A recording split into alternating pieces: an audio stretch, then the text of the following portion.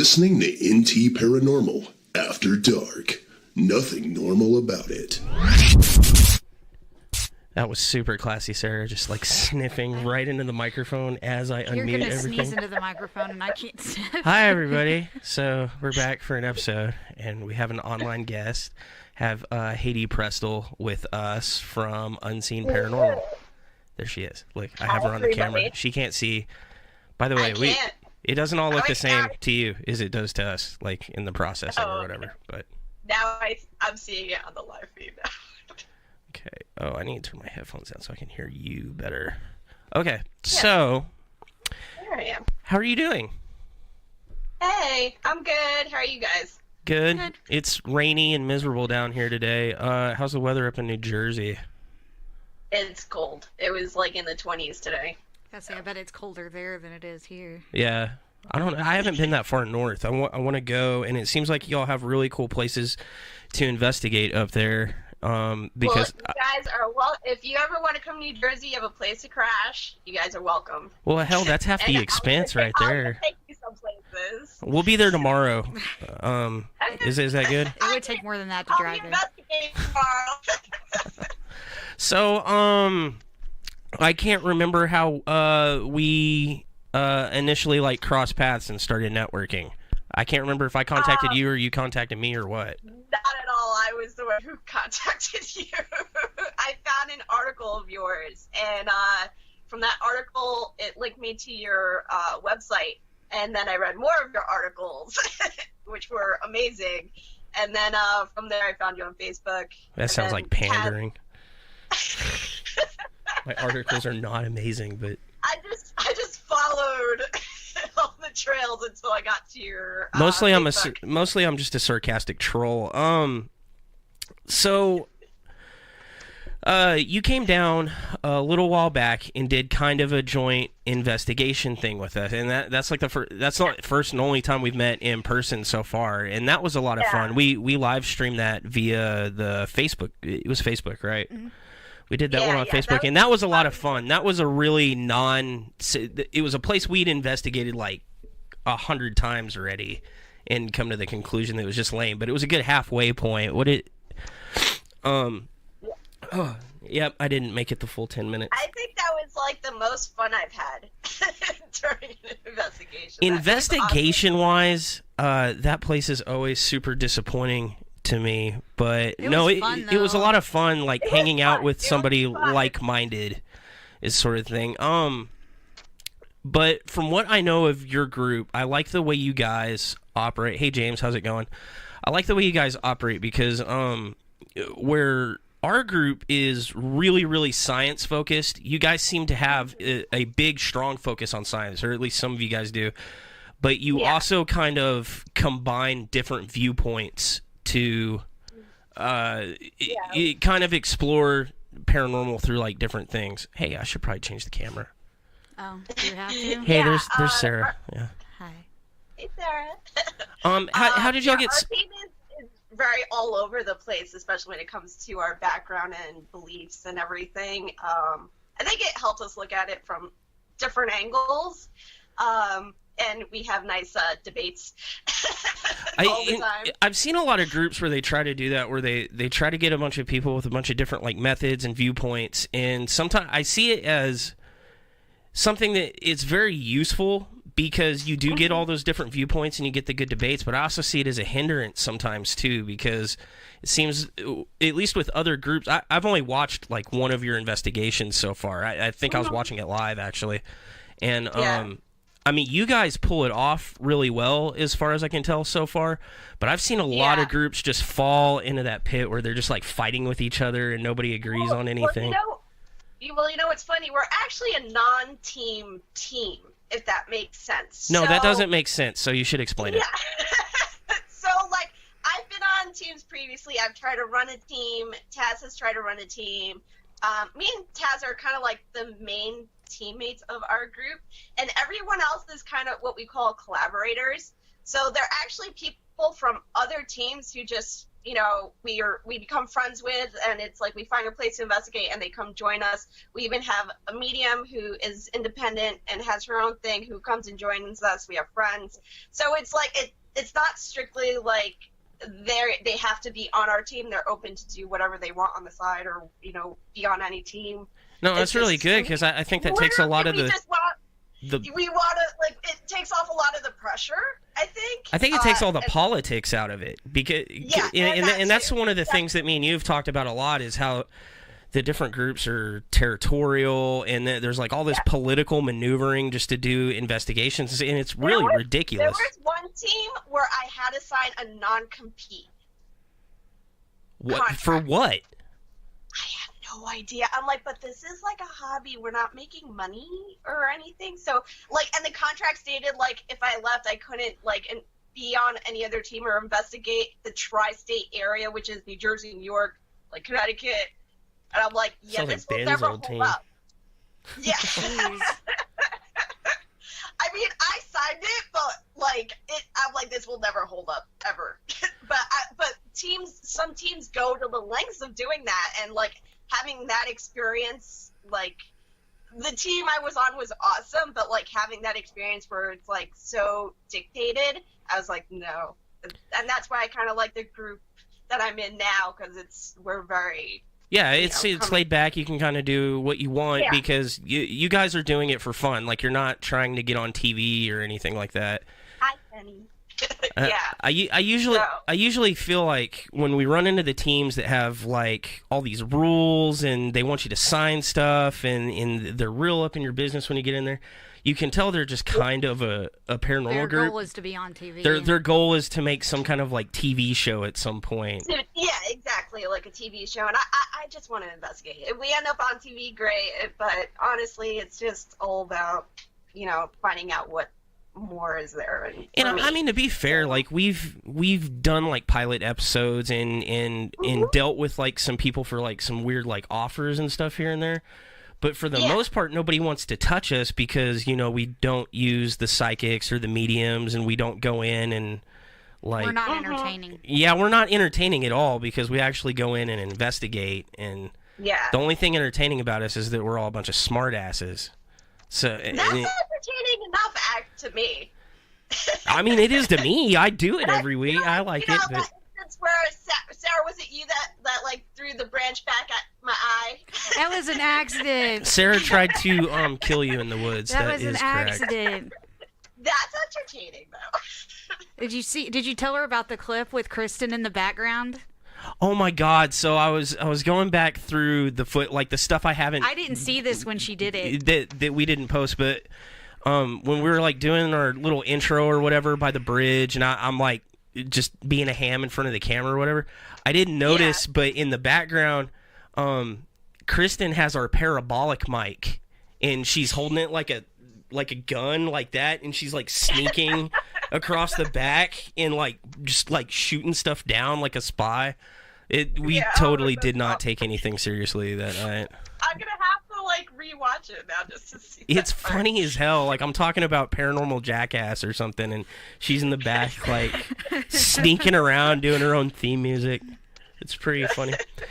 Okay, so I know y'all are from, like, your group is from a bunch of different groups and all that. So how did that kind of coalesce? How did you get into investigating paranormal stuff, and then how did like the group come to be? Because everybody's got some kind of, this is why I investigate paranormal. Ever since I was 5, I think I was always reading books on it. Something like getting a call. I was always reading books on it. So ever since I was 5, I literally was like, I want to be a paranormal investigator when I grow up. Like, I thought it was a real career where you make money and stuff. And then just growing up, doing things on my own. As a kid, you'd, like, test out the Ouija board, and you'd go on, like, ghost hunts with your friends. No, I didn't. That was, like, a learning process. And then finally I joined a team. And it's funny how I met Taz. Taz I met in, like, a whole, like, I don't know if I believe in fate, but I swear the universe kept throwing Taz at me for some reason. She's the founder of UnScene. And I met her through, because she did photography and I actually did like hair and makeup. So through networking that way, I met her, and then a few years later, we found out that we both were interested in the paranormal, and we were both at that time on separate teams. And then finally, we're like, hey, we're like, you like to investigate, I like to investigate, let's investigate together. So that's how that started. But it all started ever since I was little. I had experiences growing up kind of throughout my whole life, so up until now. What kind of experience? I mean, like, what kind of experiences did? I'm curious because because you were saying like you started out just kind of like dabbling and doing it as a hobby or whatever, but this is something I didn't get into Dad, I hope you feel better. Until way into my adult life. Until like I had like one definitive experience that kind of it set me on a path, and I happen to know Sarah and Allie at the time, and then we like really got into it, but like I know. But I had a bunch, like, mine wasn't one big experience, like, something that happened that was drastic that made me go, oh, I want to do this. Mine's more of a... Like, little things. Yeah, you sound more like Heidy, whereas me, it was like, I didn't really pay attention to it at all until just one specific thing happened to me. So I'm kind of curious, like, what experiences you had before you were researching it. I'm having a technical difficulty. I'm not hearing you guys. Oh, no. That's horrible.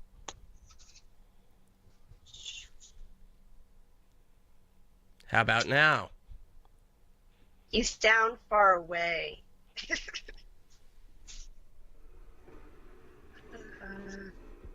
How about now? I can hear you, but it sounds far. Hold on. What the heck is going on? Let's see. I don't know if it's my end. So the video might look goofy to you on your end, but does that help with the audio?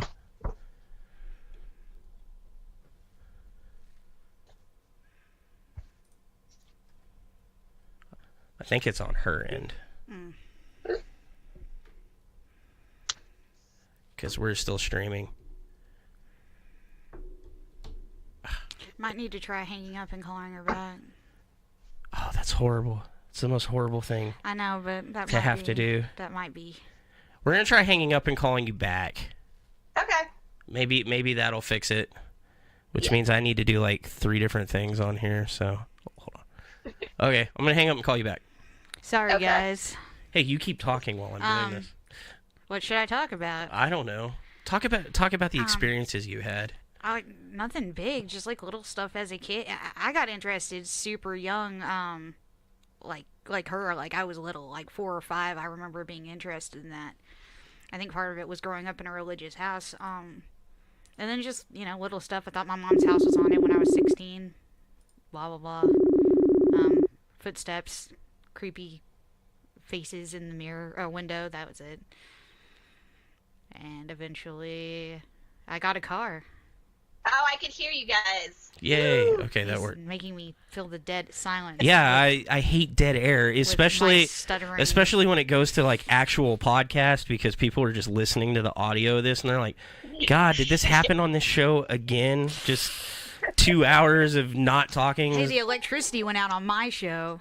That happens. That's what you get. Yeah.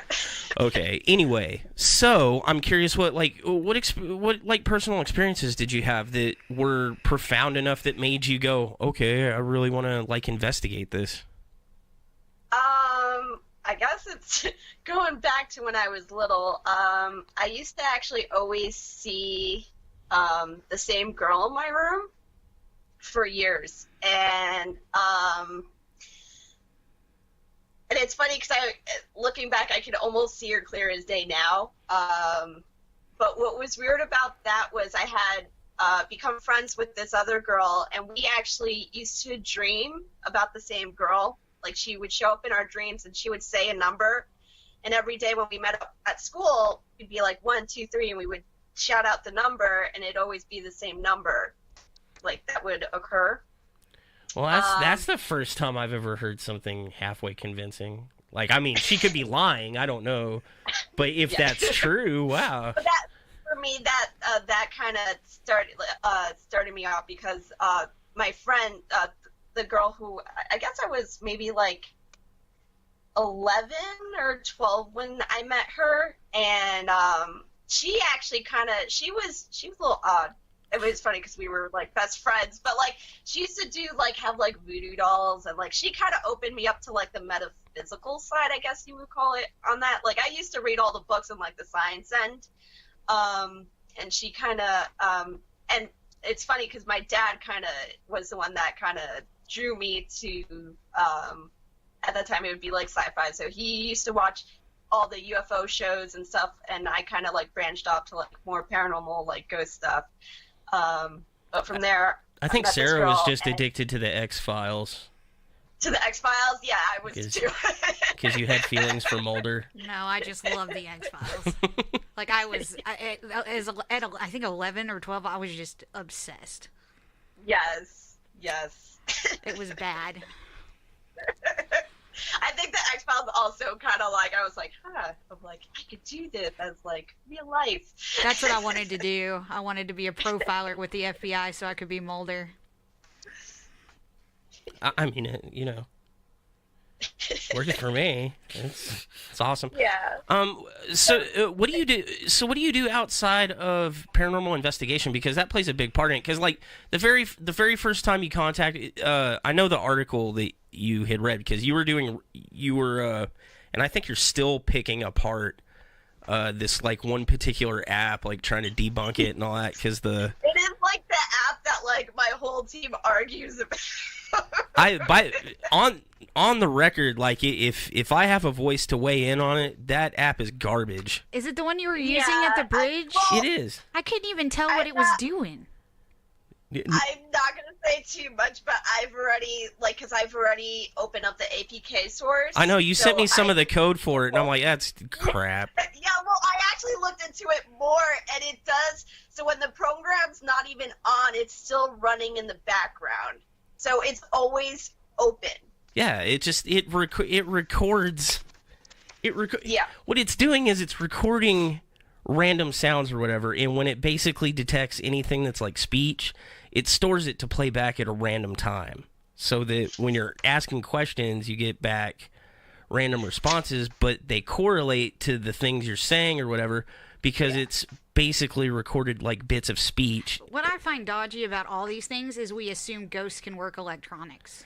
Like, I can't even work my phone half the time. Why would I expect a dead person to be able to do it? My grandma just got her first iPhone, and I know she's not going to know how to work it, so...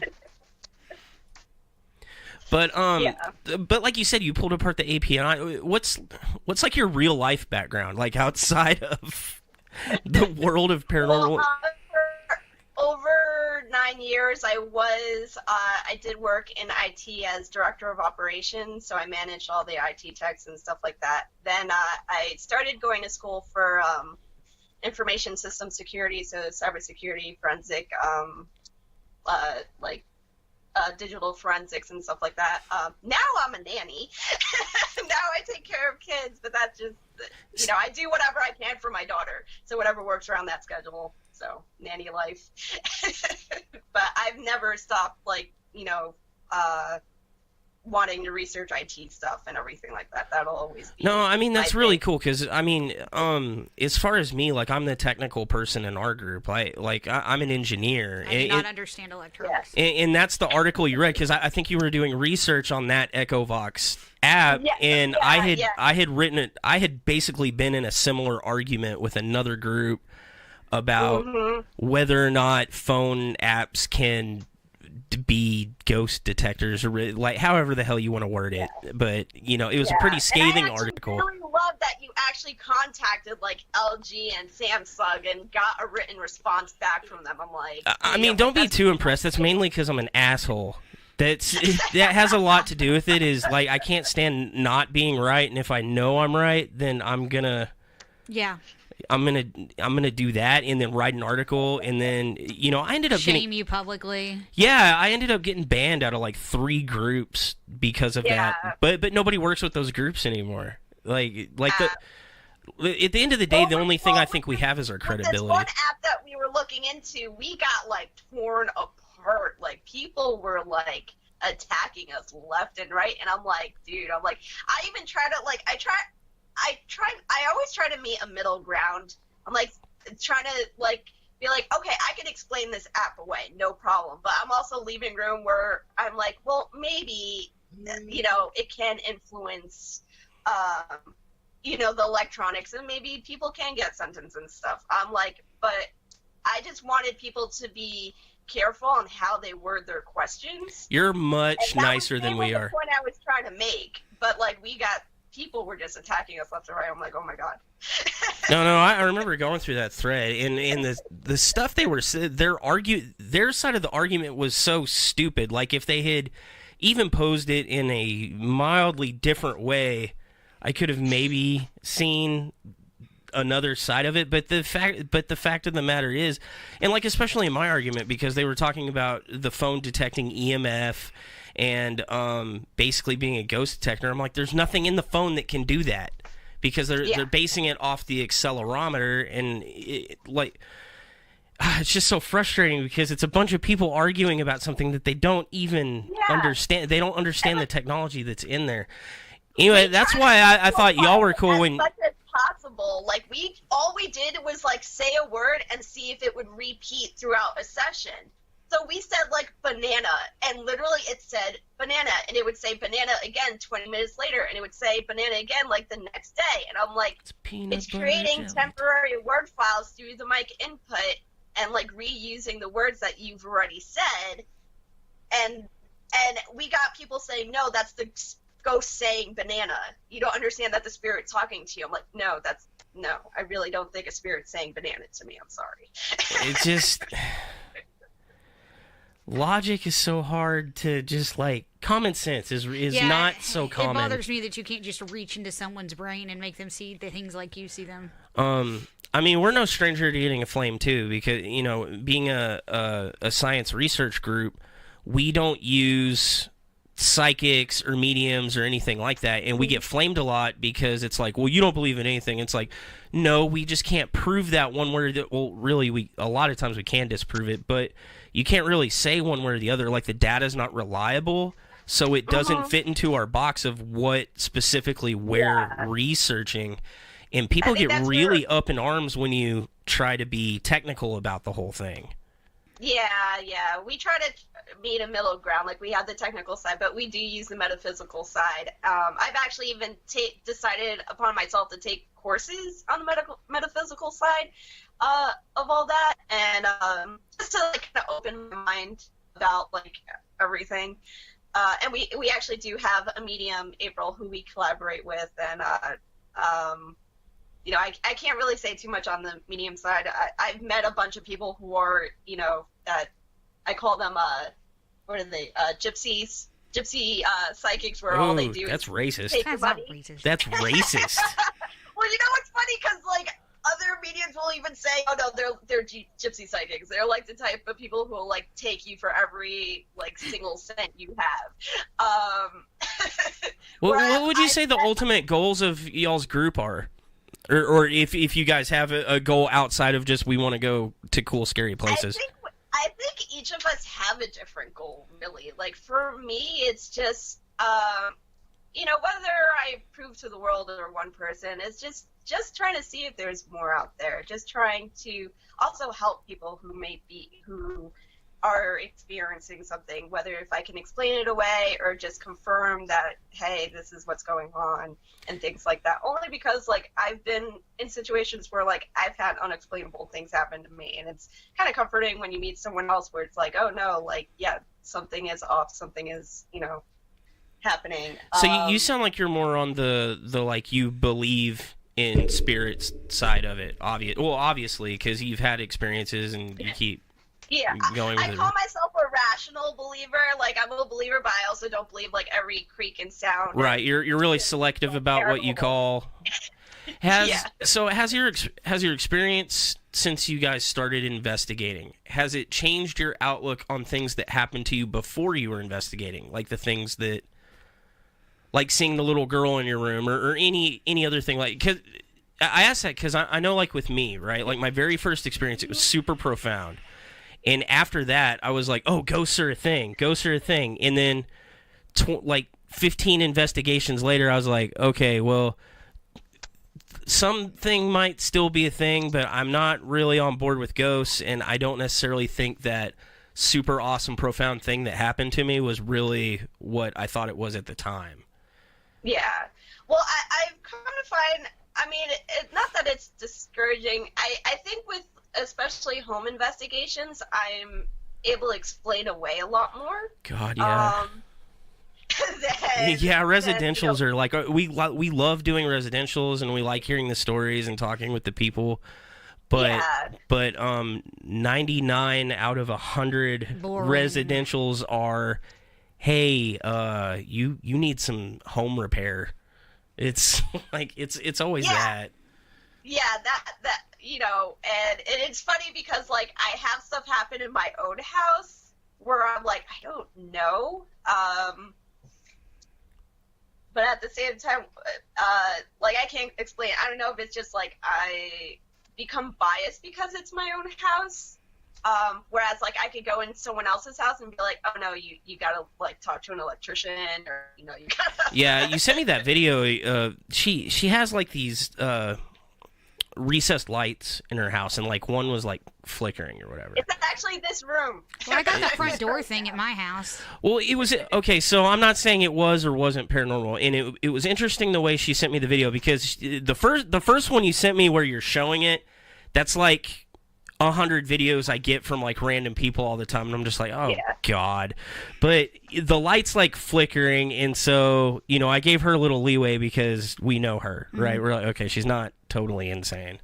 But it's like flickering, and it's kind of weird or whatever. So she takes a really good approach to it. She took that bulb out and took a bulb out of one that was working and put it in there to show that it wasn't the fixture doing it. And then she took that bulb that was in there and put it in another fixture, and it stopped flickering. And then she had also checked to see if it was, like, wiggling. And I had actually sent her, like, a list of, okay, you need to do this, this, this, and this. And she went through the whole thing and couldn't reproduce it. So even though I don't necessarily think it was an electrician, and I even called it, I'm like, hey, there would be a reason for this to happen, and I wish that the people that called us out on residential investigation, like, even though I still, I'm not like, oh, that was definitely paranormal because she did all that. I really wish the people that called us on residential investigations at least went through that process of elimination first before. They're like, well, the lights flicker all the time, and then we go in there and just, like, wiggle the light bulb. And we're like, yeah. Of course it does. Taryn says like, I kind of went in as an investigator because I'm just like, hold on, let me, like, do these tests before I start freaking out. Yeah. Taryn said, tell them about the lady with the electrical box. Oh, that lady. Now we're just telling residential horror stories. We've probably both of our groups have dealt with at least 30 crazy people. So what's with the electrical box? So it was this lady who called us in, said, she would see black shadows, she would have, her and her boyfriend were experiencing nightmares, and, they felt sick and everything like that, and a lot of that could be explained away by high EMFs. Every place I go into, I always do a base reading, like, just to rule that out. This lady's house, the EMFs were so high, Taryn was actually scared to plug anything in. She's like, no. Like, and we're like, I feel like we're going to get cancer just standing in this house. Like, it was, like, off the charts. That's what happened at my mom's house. Yeah. Like, that was awful. The bathtub was giving a reading. There was, like, it was just, like, high. The middle of the bed was giving. And then we went down to the basement, and I found, like, I was able to even follow the whole wiring, and it was, like, this wiring that wasn't properly grounded. It looked really old, and I'm like, you need an electrician. I'm like, we can't even run our equipment because, some of our equipment's sensitive to EMFs. So I'm like, we can't even do a proper investigation until you get this looked into.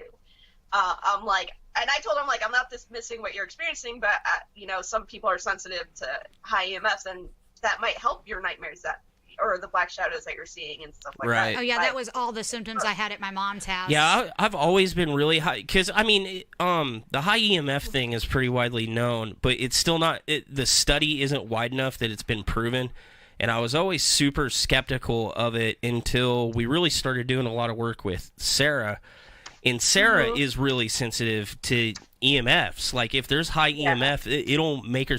And I don't know if it's due to your chronic illness. Or because I lived in the house with the highest EMFs on the planet. I don't for 3 know, years. but I mean, 9 times out of 10, if there's high EMF, she'll start feeling sick, and that's even before we ever take a reading. And so I am kind of, it did sway me into the mode of thinking to say, okay, high EMFs will affect your brain waves, and I mean, it makes sense, but I don't think it just instantly makes people sick, and I definitely don't think it's a way to detect ghosts like that.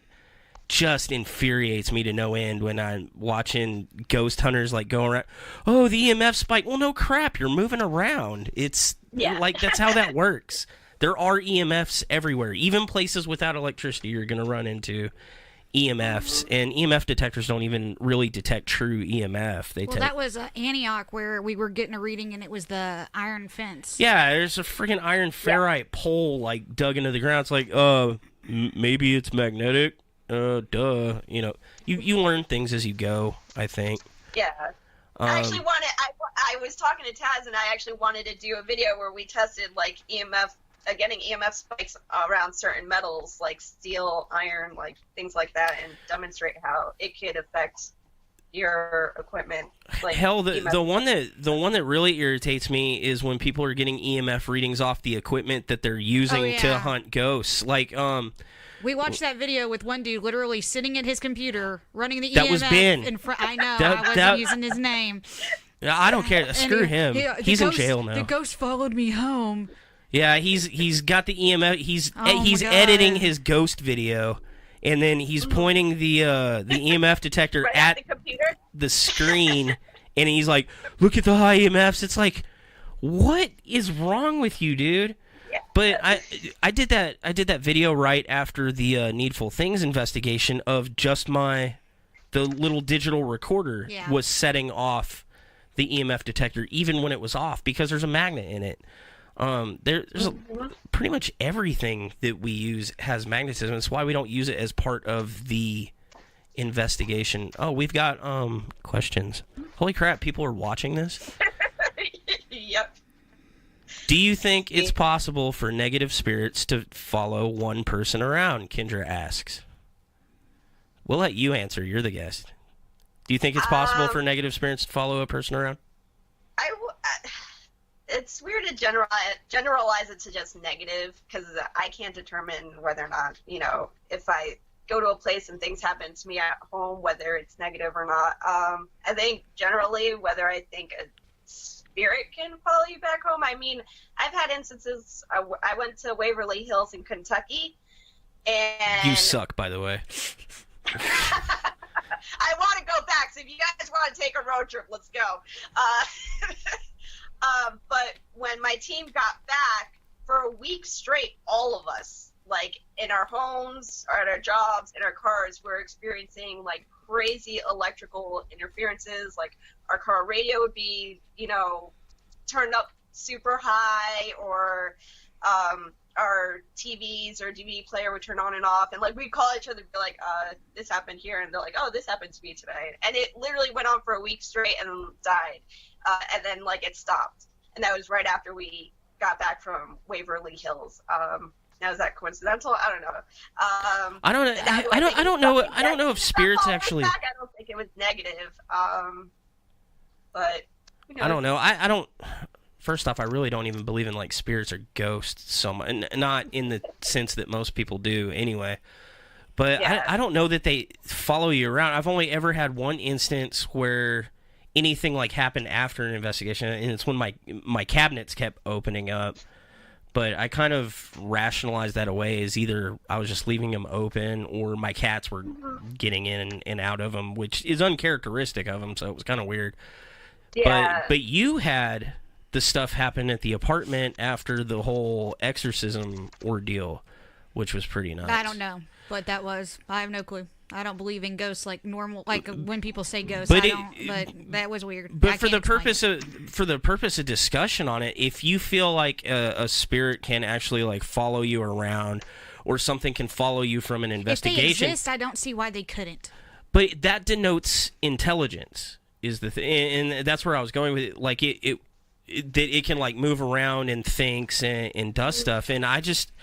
We have documented things that could possibly be paranormal, but the two things we've documented is if it seems like it's human, it never seems like it's intelligent. It seems more like a recording or a residual. And then if it actually seems like it's intelligent, it never seems like it's human. It seems like something else. We've coined alien because we don't like demon, because we don't think in those terms. But based on that conclusion, when you do EVP sessions, if you ask a question and you get an answer back that like relates to it, would you think that's something that's intelligent then?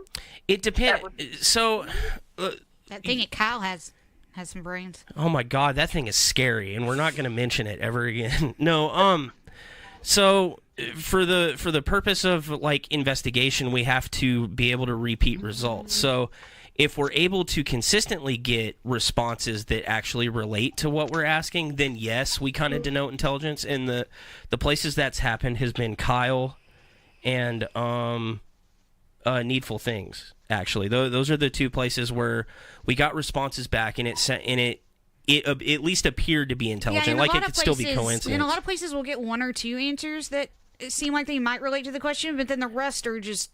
Yeah, it's like you may get a lot of responses, but you really have to connect the dots and force it to fit. And we try not to do that because we see a lot of investigators go, it said knife. It has to mean that it was stabbed with a knife when it was alive. And I'm like, what? Yeah, no, you asked it what its name was. Like, you're cheating. So, and very, very rarely we've ever got what we even feel as intelligent responses, and we really haven't gotten any evidence that it's for sure intelligent. Yeah. Well, I only asked because there was one place that me and Taz went to in Nutley, Kingsland Manor, and we were legitimately like having, and it wasn't like a conversation almost, using both the K2 and the obelisk, like using the blinking lights for yes, no, how old, like questions like that.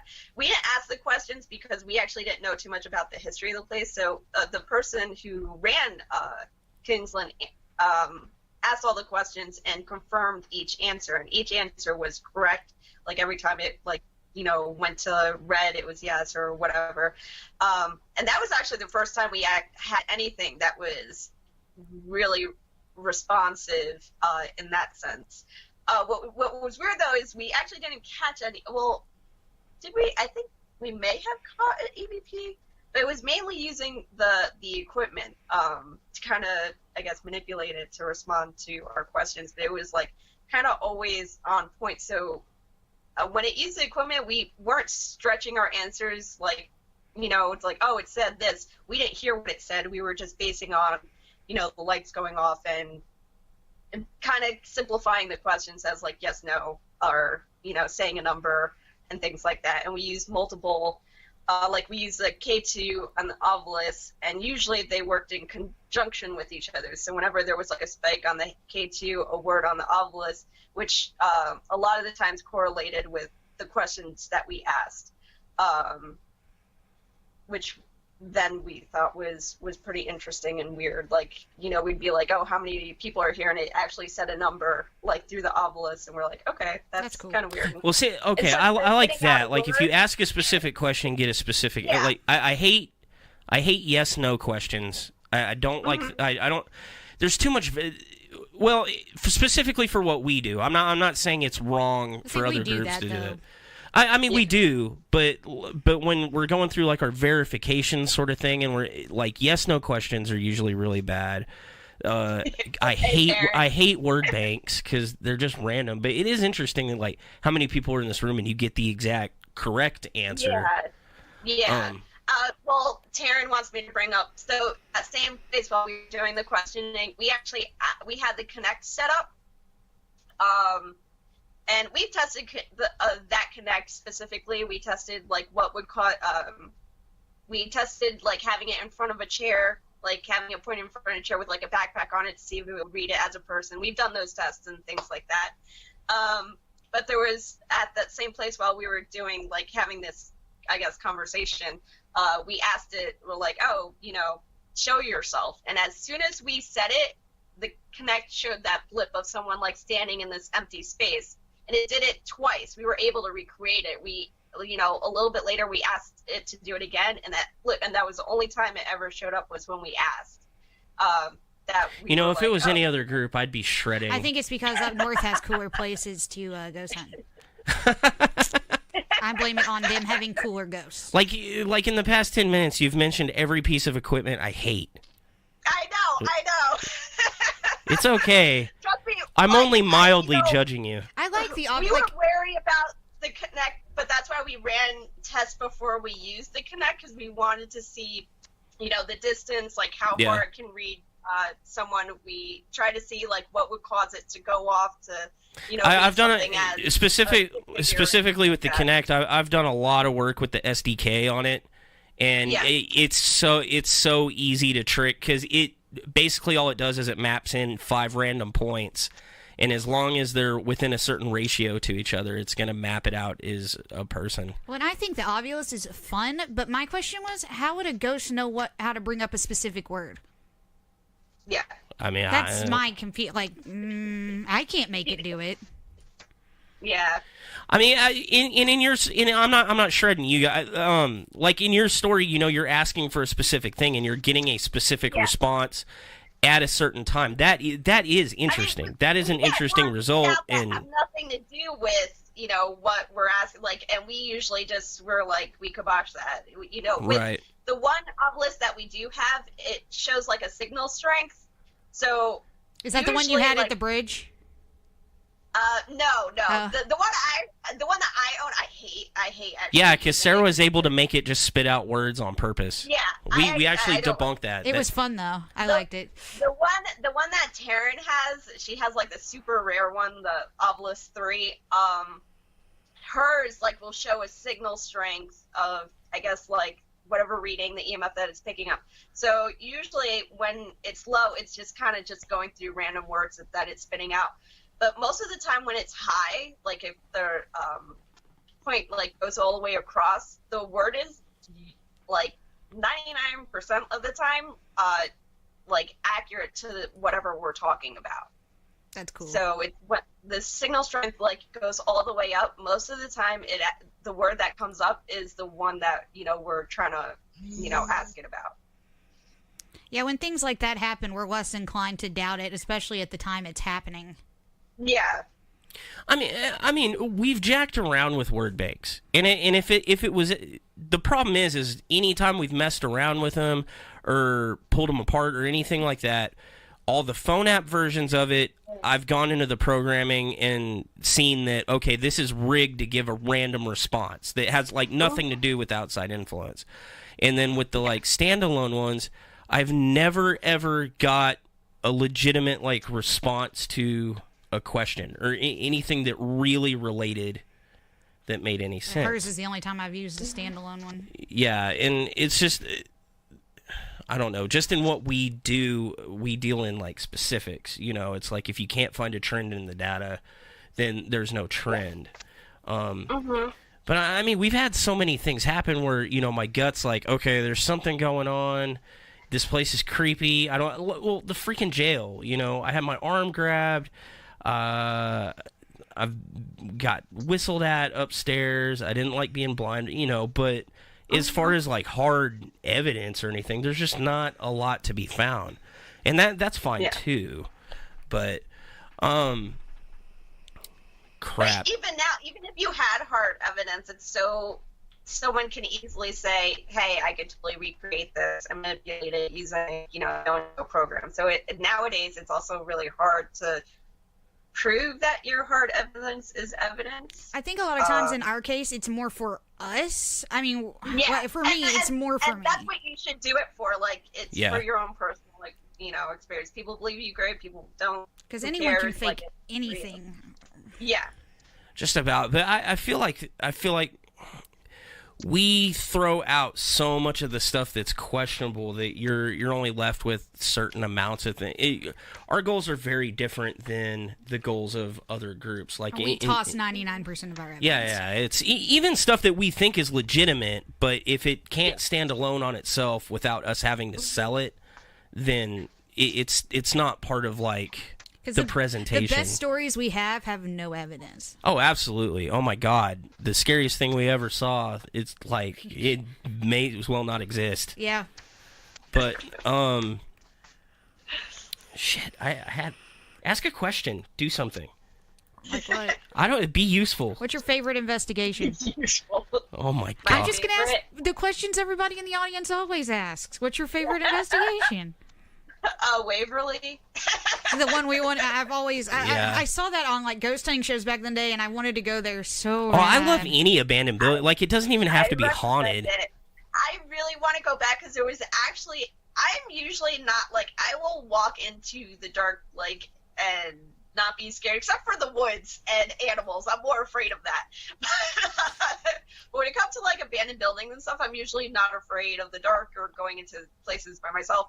But there was, like, an entire third floor I couldn't even, like, step into at Waverly. It was like a wall was up. I was able to go on all the above floors, the below floors, but the third floor, it's just like a brick imaginary wall. That I feel like that kind of thing might actually exist, but I would never know because, I have no feeling for that at all. Yeah. Like, I get scared or wigged out, but... I want to go back and, like, challenge him, but, like, no, I want to go on the third floor. That's the first floor I want to go on. And see why, like, I even felt that way, because... I don't know, I trust my instincts a lot of the times. If my instinct says don't go in there, probably not going to go in there. But what do we do? I asked the owners about the third floor, and they're like, oh, no, people usually, like, get hurt, and they feel like there's like a darker entity there, like this huge black shadow that like goes after people. And I was like, but I asked after I felt that, like, so I didn't know. I don't trust anybody that owns a building to tell me anything about the building. Yeah. Like when we went to like the first time we went to Tyler to go do the Paranormal Expo, like I went up to like go get our hotel room, and they're like, oh, are you in town for the Paranormal Expo? And we're like, yeah. And they're like, oh, you got the haunted room. And I'm like, oh, that's awesome. And then like 10 minutes later, we were down in the lobby, and like the next people walked up, and I overheard the conversation. Like, oh yeah, you're in the room where all the cool stuff happens. Well, and like, oh, I get it. I see the game. Yeah, I understand. Well, I actually am the one that does a lot of the background research to the locations we go to and the historical stuff. And how do you handle that? I know y'all aren't super science based, but you guys do a lot of controls. Do you check up on places before you guys go in and share it with your group, or? I am the only one that does. Okay. So everyone else goes in blind. I'm the one that does all the background research and like kind of confirms everything that happens. So you're by the time you go in, you're completely tainted. Like we can't trust anything you say at all. Nope. It's the rest of the group's experience that we Yeah. We're interviewing the wrong people. Is what she's telling us. Well, and it's funny because they're, the last, a previous team I was on, like, if I couldn't, make it to the investigation, I would still do all the background research. And I especially do them for residentials. And I don't just look at the house. I I become like a private investigator, and I find out stuff about the people. And I've found out stuff about people where I'm just like, watch out with this person because they're claiming that, they can't leave their house and it's super haunted and they're stuck there, and then I find them on some forum trying to purchase another haunted house. And I'm like, obviously you had the money to leave. we had a problem with somebody in our group who was selling allegedly haunted items on eBay and saying that we had verified they were haunted, and I like found out about it. That was awkward. That was extremely awkward, and now that person like doesn't go to any of the same places we go to anymore. Avoid each other. So you do a lot of the history. So do you guys have like special jobs in your group or anything? Like we kind of all do a little bit of everything, but we kind of divide up different pieces of the investigation between us to kind of be like more efficient and kind of spread the knowledge. I mean, do you have like a specific job? Does Taryn have like a specific job? We have like, I guess it's funny. It's never really been discussed. It's just, I guess, the jobs we took on.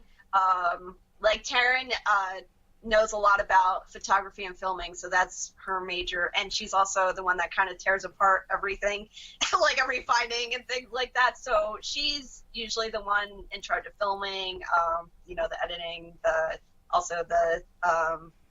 kind of the one that questions every evidence that comes in. I actually just bought a camera off of her and modded it like last week. Oh yeah, the one that she thinks where you got sick. Oh yeah, yeah. I bought that camera off of Taryn, and she was sick before, and then I got sick like a day after I got it in the mail. So she thought she sent germs over here. She boxed germs. Yeah. Julie wants to know, when you do background research, how do you sort out misinformation and rumor from facts? Where do you get your info? Just the internet. Don't give me this.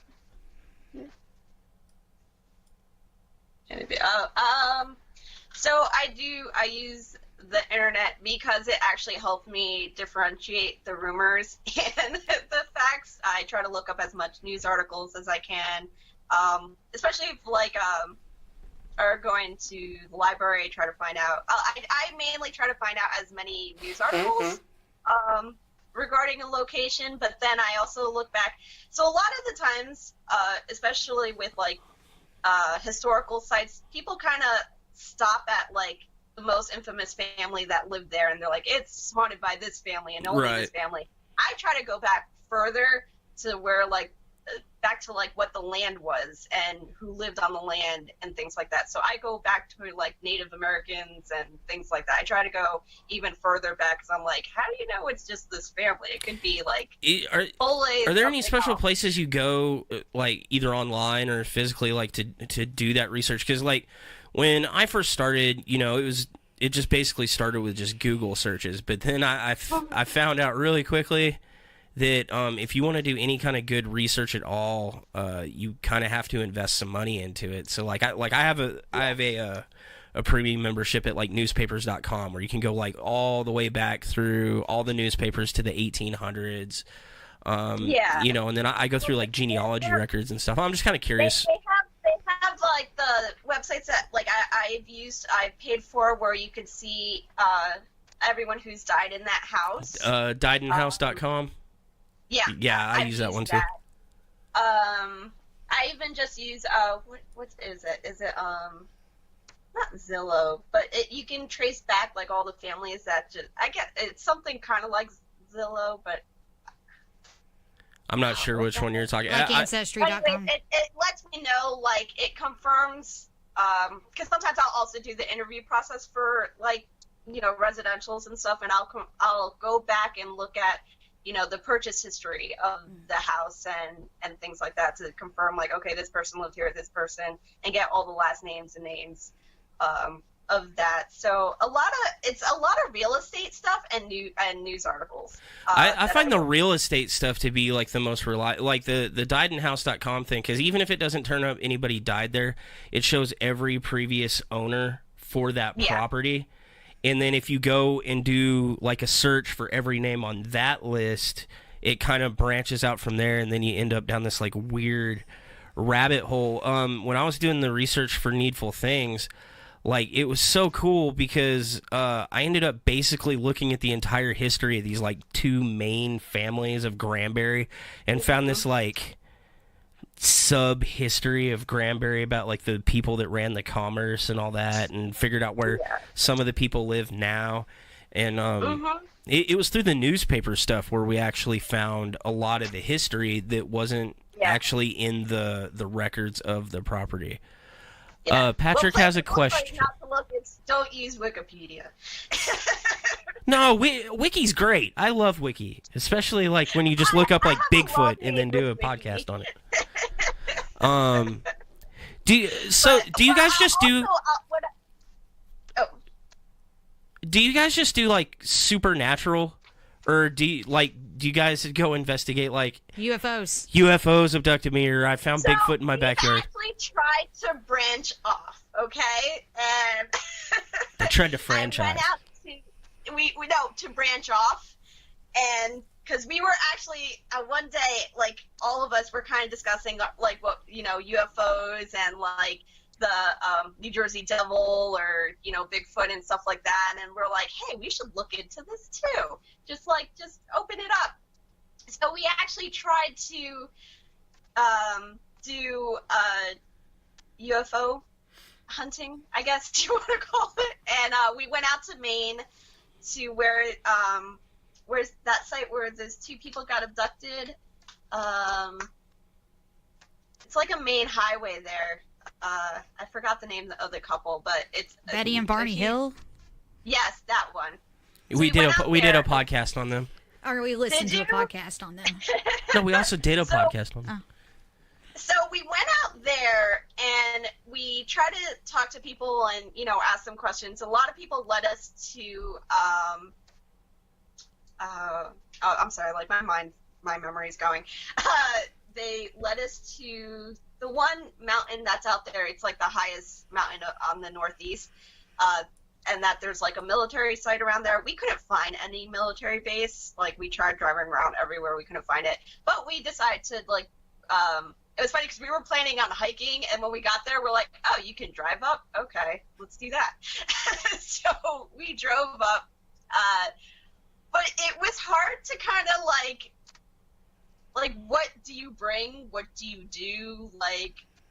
So we went up to the mountain and realized we were too high, that we were actually up in the clouds, and it was really windy, and really, you couldn't see anything, and I'm like, well, this isn't really going to work for UFO hunting. So we came back down, and we're like, okay, let's just, go into the woods and, hike these woods that people this is a great idea. So then we go into the woods, and then realize it's so, there were so many trees that you couldn't even see the sky, and I'm like, well, this was a fail too. I'm like, and all we had was a camera, because I'm like, well, what do you bring to do that? So it's something I'd like to continue doing, but I definitely need to do more research on the proper way of doing all this. Proper way to find aliens. I went out. Proper way of UFO hunting. After that big deal happened in Stephenville, I went out. When the guy that was at the convention, he was talking about that UFO in Stephenville. That was a big deal, in Cleburne and all the towns. I remember. And I sat outside of town in my car forever, and I was like, I'm just staring at the sky. There's no point in this. Yeah. I used to be a hardcore believer in UFOs because I thought I kept seeing them for a little while. I'd be driving down the road, and I'd see this silver disc, and I'm like, holy crap, there it is again, no one's gonna believe me. And I kept seeing it, and then it happened at different times. I'm like, what the fuck is that? I couldn't figure it out. And then one day I was driving down I can't remember what highway I was on. I was heading out past your house or something, and I saw it out of the corner of my eye. I'm like, there it is, and it would go away, and it would come back, and it would go away, and it would come back, and suddenly I started to realize that it was in between all the electrical poles, and what I was actually seeing was the glint of the sun hitting off the lines, and it makes a perfect silver disc.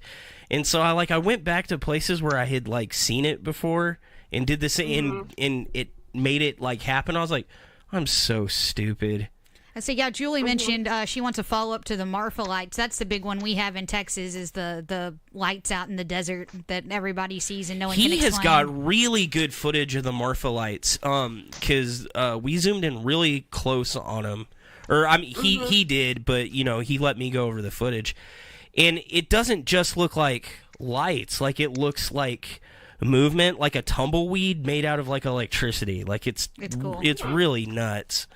I would love to go out to Marfa. That would be great. What would be like? What would be an investigation like you've always wanted to do? Like we really want to go to There's a bunch of places we want to go. Waverly Hills would be freaking awesome. Like dream investigation. Yeah. What would be like the place that you want to go more than any other place right now?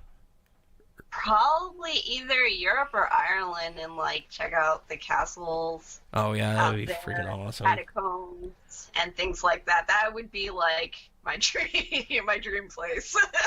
Yeah, I'd really want to check out the Tower of London because it's just supposed to be like nuts. We can put you in the oubliette. No, because it makes me think of the movie Labyrinth, which makes me sad. I've never seen Labyrinth. You're a horrible person, that's why. So you're coming down to Texas this year again, right? Yeah. We were talking. I'll be coming back down multiple times. Yeah. There was one place that you mentioned that was down here that we were kind of. I can't. It's in Garland. No, am I wrong? I don't remember. Gainesville. In Gainesville, yeah. Gainesville. Hill House Manor. Is that what it was? We were talking about maybe doing that one. Yeah. Okay. My parents just moved to Gainesville. My mom saw a news article about it, and she's like, "Hey, we have a haunted place around here." Yeah. We had heard a couple. I remember where I heard about it. It was at the first A.W. Perry place we went, and we had the douchebag on the left of us that was like, I'm the best investigator ever, and then we had the people on the right who were pretty cool. And the person asked if anybody had specifically been out there, and the guys on the right were like, "Yeah, it was an interesting place. It was pretty cool. We got some responses, wherever." And then douchebag on the left was like, "It's the most haunted place ever." Yeah, I didn't like that guy. That's where I heard. That's where I decided I really didn't like other paranormal investigators. Yeah. I don't get along with anybody. I'm surprised you're talking to us at all. What? So yeah, I was nervous going. You're like, another investigator is coming to town. We're gonna go. So I was like, oh no, Brad's gonna get in a fist fight. I have this bad habit of pissing off everybody I talk to. I'm getting better. Not much. I mean, you were like, "Hey, we use the Kinect," and I immediately had to say I don't like the Kinect. And you got to control your facial expressions better too. I don't. What? We were at something, and there was a chick that was talking about all her psychic stuff, and you just literally rolled your eyes. Like, I texted you, I was like, Brad, stop. Stop it. You know what it is? I think because those things don't faze me, so I'm like, I can take sarcasm, I don't mind it. Like, I love that you guys are jackasses. It's great. It ended up being a lot like, I was nervous for no reason. New people also just scare me. I love meeting strangers, as you can tell. I went to so area, I had no idea. Like, I don't know Texas, and I'm like, yeah, I'll totally meet you guys, like, by myself. Yeah, you two should get along really well because neither one of you guys like pause for a minute and think, hey, somebody might be trying to murder me in the wood. Yeah, just come on down to Texas. We'll meet up at this like old bridge where people have died. Okay, that sounds cool. Yeah, we'll do just followed those teenagers into the woods. I do not think before I act. So what were your thoughts on Alton Bridge? Like, after we, like, paraded you around there and completely ruined any chances of investigating? I mean, the lore is cool, the stories, it's just hard to investigate because it's become such I guess a touristy spot. Yeah, that's the problem with the really cool. I would totally camp out there like those kids we found. They're like, yeah, we camp out here all the time. I'm like, oh, okay. Yeah. We've been out there and seen campfires and stuff. I think what freaked me out the most were like, because you were like, oh yeah, there's like, be careful of the wild boar, and I'm like, is one's gonna come running out at me? Like, and that's how I know you don't run. You don't run from the wild boar. My plan's always just to push somebody at it. And then you're like, yeah, there's coyote, but they're well fed, so it's good. No problem. And I'm like, oh, okay. Mostly we ran into a big fat possum last time we were out there. I wanted to catch That's it. probably what was walking in that like brush that we kept like hearing those footsteps. I'm like, that sounds loud and really close. Really fat raccoon. I think Patrick's head's gonna freaking explode if I don't bring up the snacks. Oh my god. Okay, so my other job for our group is I'm the official snack lady because I'm a mom. And I always bring food and snacks to like every road trip and investigation. I'm like, does everybody have enough snacks and food? I'm like, come on guys, I brought stuff. She didn't bring any snacks to our investigation. Hey, because we ate beforehand. That doesn't mean you get to jip out on snacks and goodies. I bought you a hamburger. I should at least get, like, gummy bears. I wasn't in my element. I'll bring snacks next time. We all have a sour candy problem. Oh, my God. We all eat it until our mouths are just raw. Sour Skittles just destroy me now. Like, I can't stop. What was that I was eating the other day? It was warheads, like tiny warheads. I, like, dumped the whole box in my mouth and just, like, cried. And I'm like, it's so good. I don't know why we do that.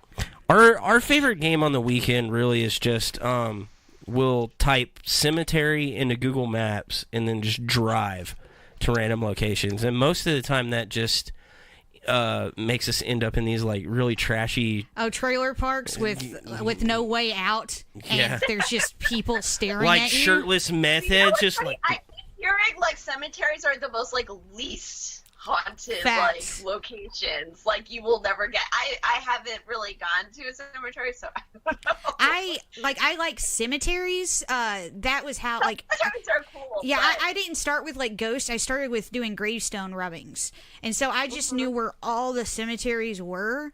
So when we were first starting, it was so easy to just go out and do that because we already knew where they all were. We've only found like one cemetery that had anything legit, and it's not because a cemetery was there. It's because something happened on the land. Like, but I used to really campaign and rail against the idea that cemeteries could be haunted, like anything could be going on there, but I've kind of changed my opinion about it a little bit.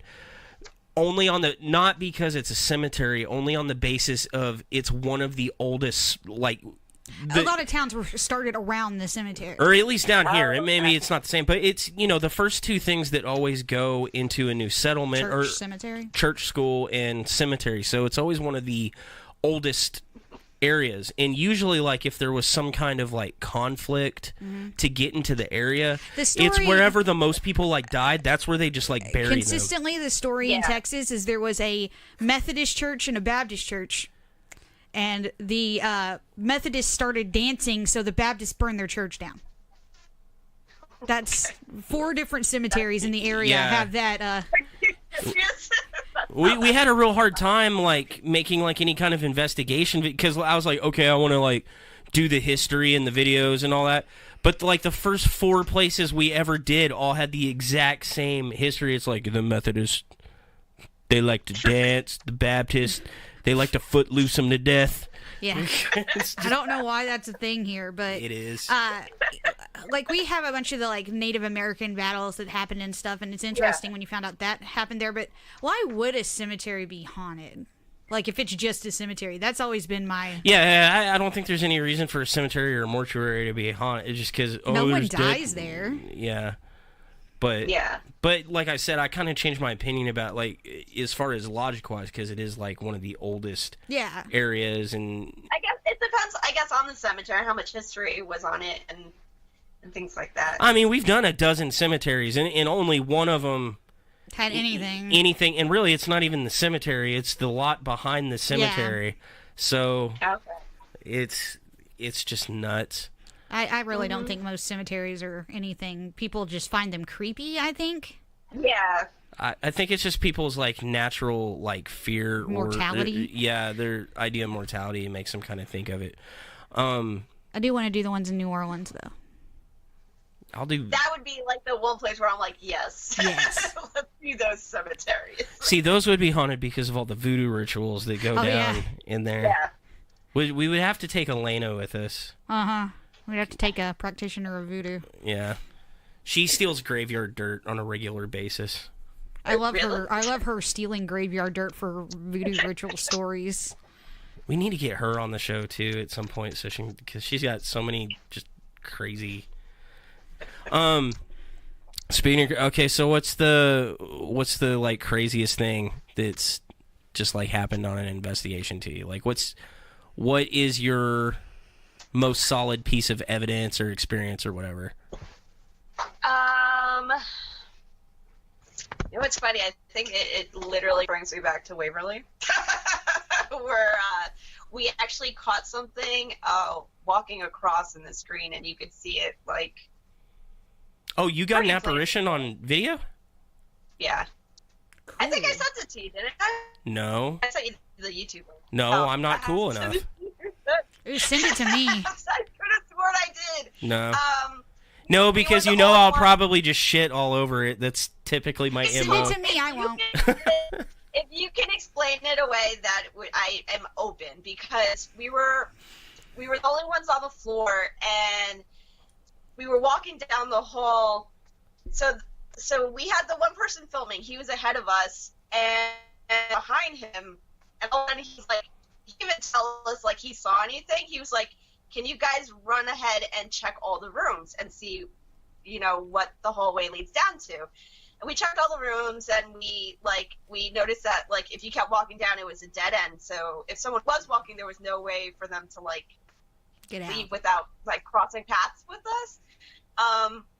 So we checked all the rooms, we checked the hallway, we, reached the dead end, and we're like, "What's up? Did you see something?" And he's like, "I think I actually caught something, like, on the camera."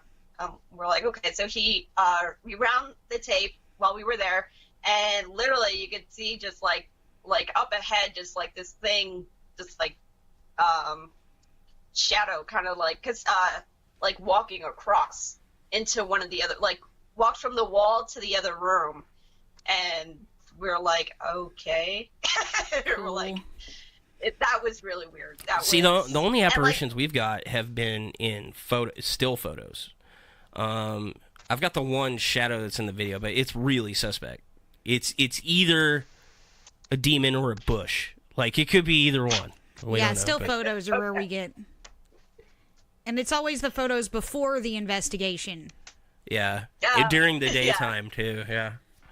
Well, this was that night we were on, like, I think the 4th floor. So. That's cool. I've always wanted to get one. Because we've been on investigations where we've seen. That was pretty interesting. I mean, I've had, like, a lot of personal experiences in other locations, but, like, I never got to catch it. So, right. Things that, like, I found profound that, like, we actually caught was probably that. Something that I experienced firsthand was in Fort Mifflin in Pennsylvania. We were actually taking a break, and so we were all sitting on these cots, and I could literally feel and hear breathing on my neck. And what's weird is we were in one of the underground bunkers, so there's no windows or ventilation. It's like really hot, and there's no real air kind of coming through. And I could just hear and feel like heavy breath on the back of my neck. And the guy sitting next to me actually was, and I didn't say anything, so I was like, I'm going to wait to see if, like, anyone else hears this or, And the guy sitting next to me, he was our camera guy, he, like, threw down his camera. He's like, "Do you freaking hear that?" He's like, I'm like, "What?" He's like, "The breathing, it's right freaking behind you." And I'm like, "Yes!" I'm like, awesome. I'm like, I feel it. I'm like, it's weird. I quit. So Their group's cooler. They have better. I'm telling you, they have better places to investigate. I know. Texas sucks. Well, I also live in the middle of nowhere, Texas. Yeah. What's your proudest, like, debunk? Where, like, I mean, I think everybody's got one of those where everyone's sure that it's this thing or whatever, and you take, like, the extra steps, and finally you figure out that weird noise is actually this very specific board that you step on or whatever. Do you guys have one of those? I think it's all the ones where I found out it was all electrical. Where I'm like, I think it's that's a cop-out. Those are easy to find. It's always electrical. Although I think my favorite one is at that one person's house where she's heard the wall buzzes. And there's a when buzzing you in turn the wall. Switch on, the wall buzzes. Yeah, she had like a remodel going on, and I like flipped a switch, and she's like, there it is. And I'm like, you mean when I do this? Well, no, it's not like that. I'm like, yeah, it is. Your Ventahood's broken. Hold on, the audio recording at Burlington Prison. Is that when I went with you guys? Okay, I see you, Taz. Was it the one that I went before going with you? So I did catch a weird EVP at Burlington Prison, where I forgot what question. I think I asked, like, if they were innocent. And, oh yeah, one of my EVPs was like, oh, are you innocent? Because I read, like, a passage that this prisoner had wrote on the wall, and it seemed like they were, like, almost, like, kind of telling, like, hey, I was innocent and I was brought here. So I asked it, and right after I asked it, you just hear, like, plain as day, like, someone on the recorder saying yes. And I was like, oh, okay. And usually when I do EVPs, I have the headphones on so I could try to hear all the stuff on real time. So that was, with you guys? I don't think I remember. This is when we walked past the... Oh, okay. This was actually a time where we debunked something at Burlington, the same place, too. It was funny. So we were walking around, and we kept hearing voices, like, clear as day. We're, like, freaking out, 'cause we're like, we're the only ones here. Like, who could this be?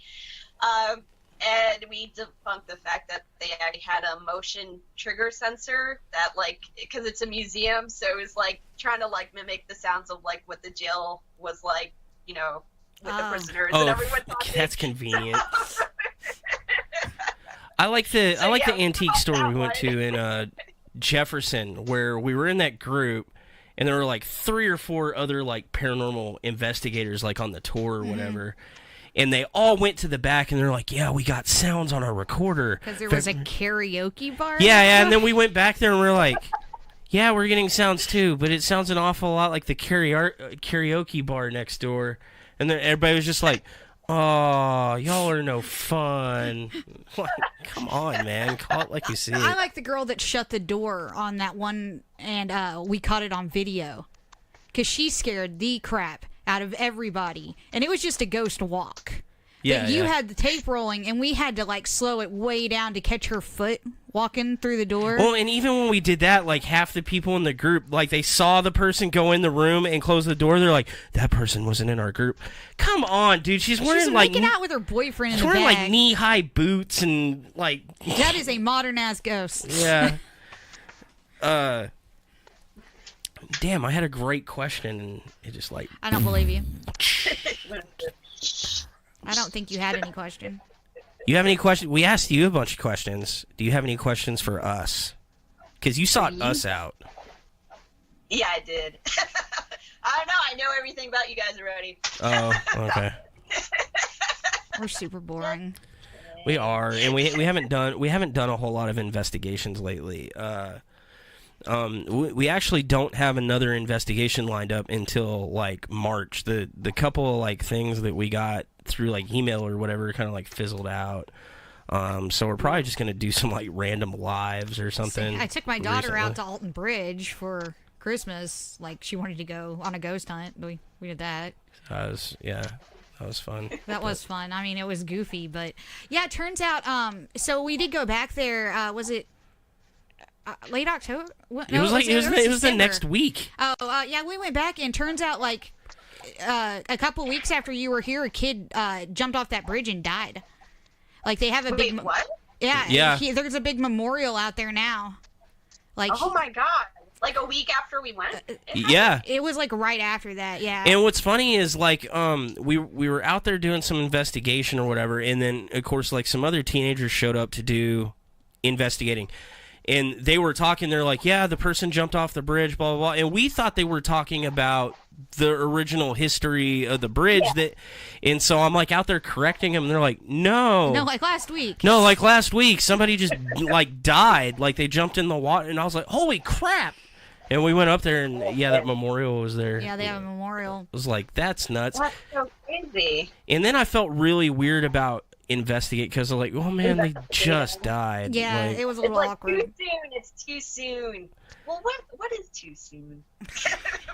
Taryn says, what is the most compelling evidence to you for an afterlife?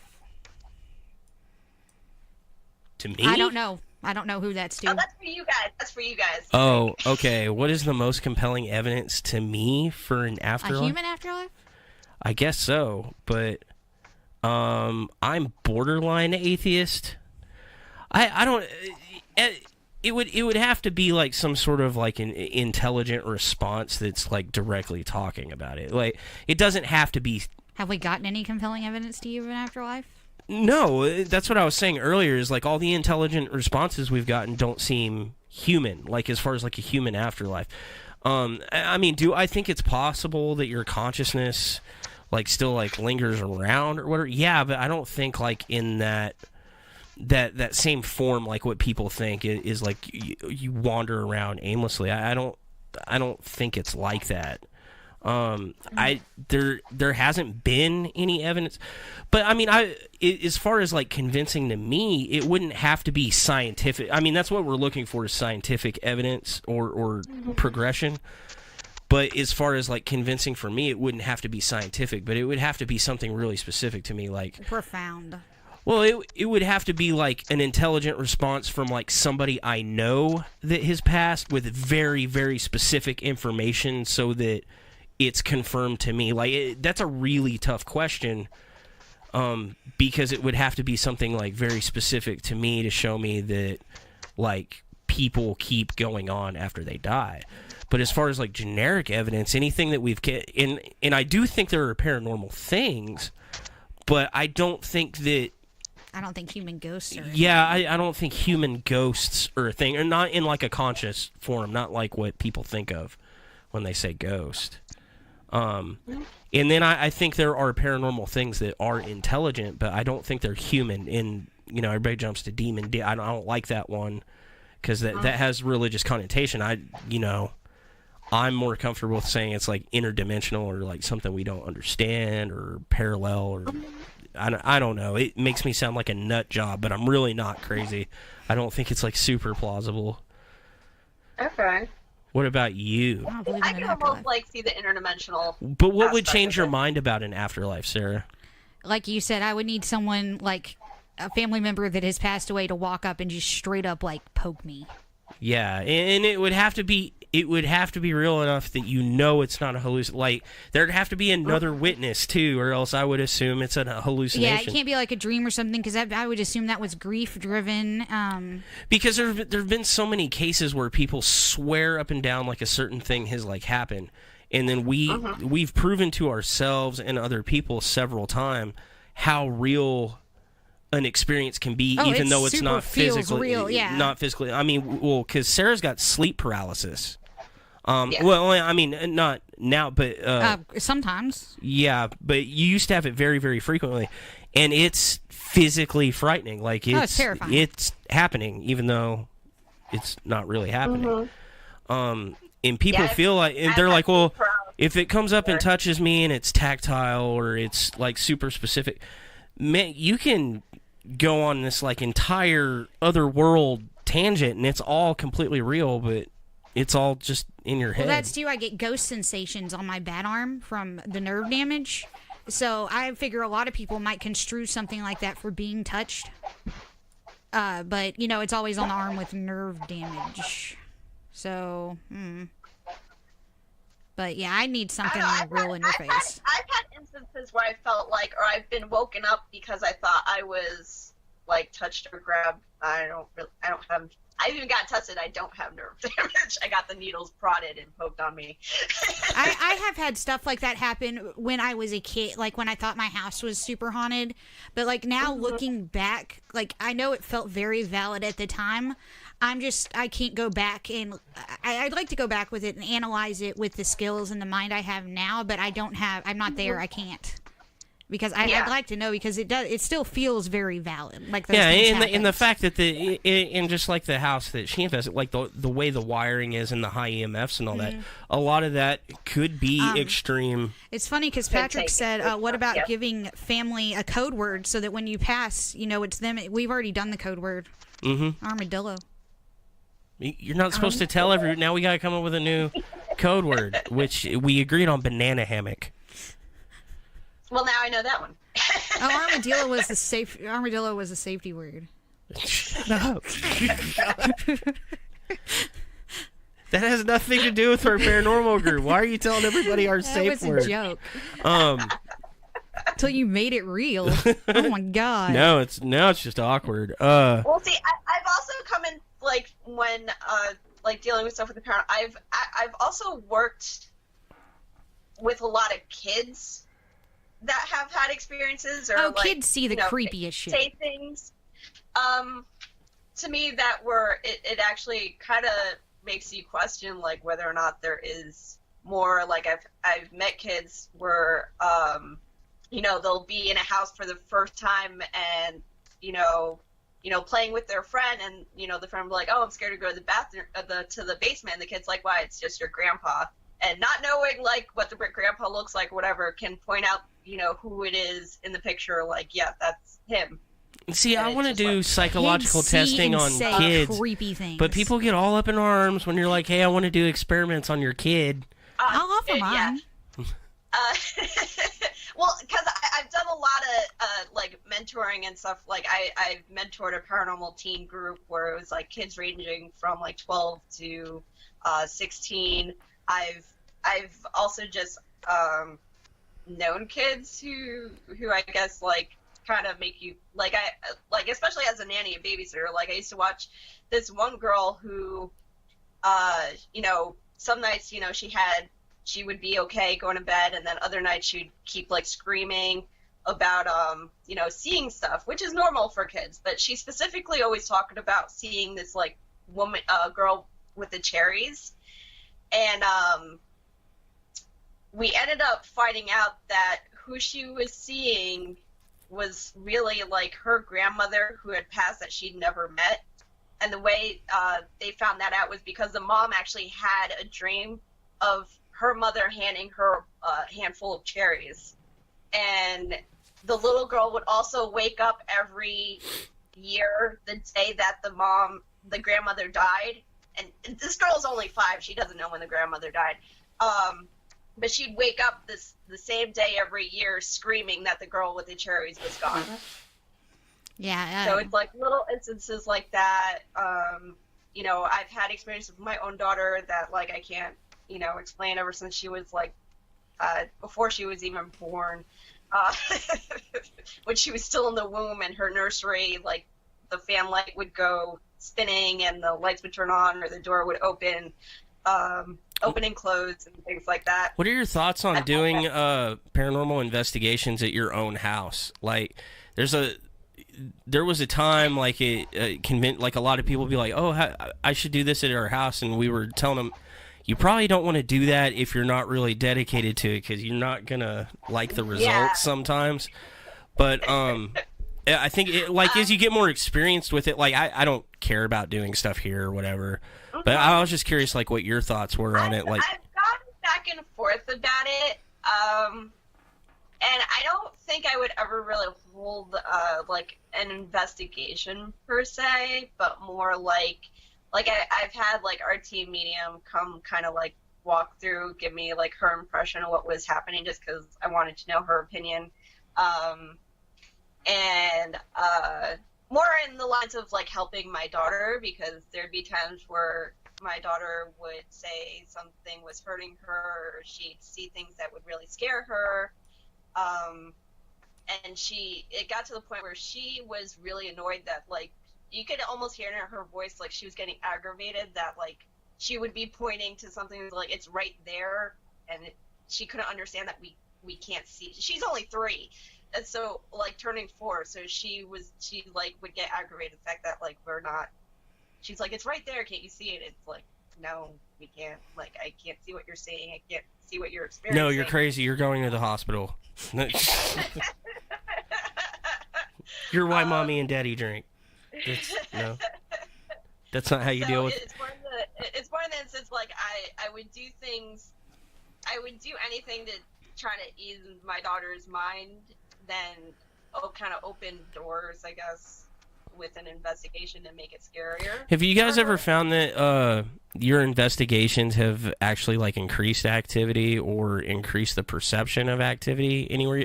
That's the main thing that like a lot of our clients are worried about when we first go in. Oh yeah, if we come out, it's gonna stir it up. Yeah.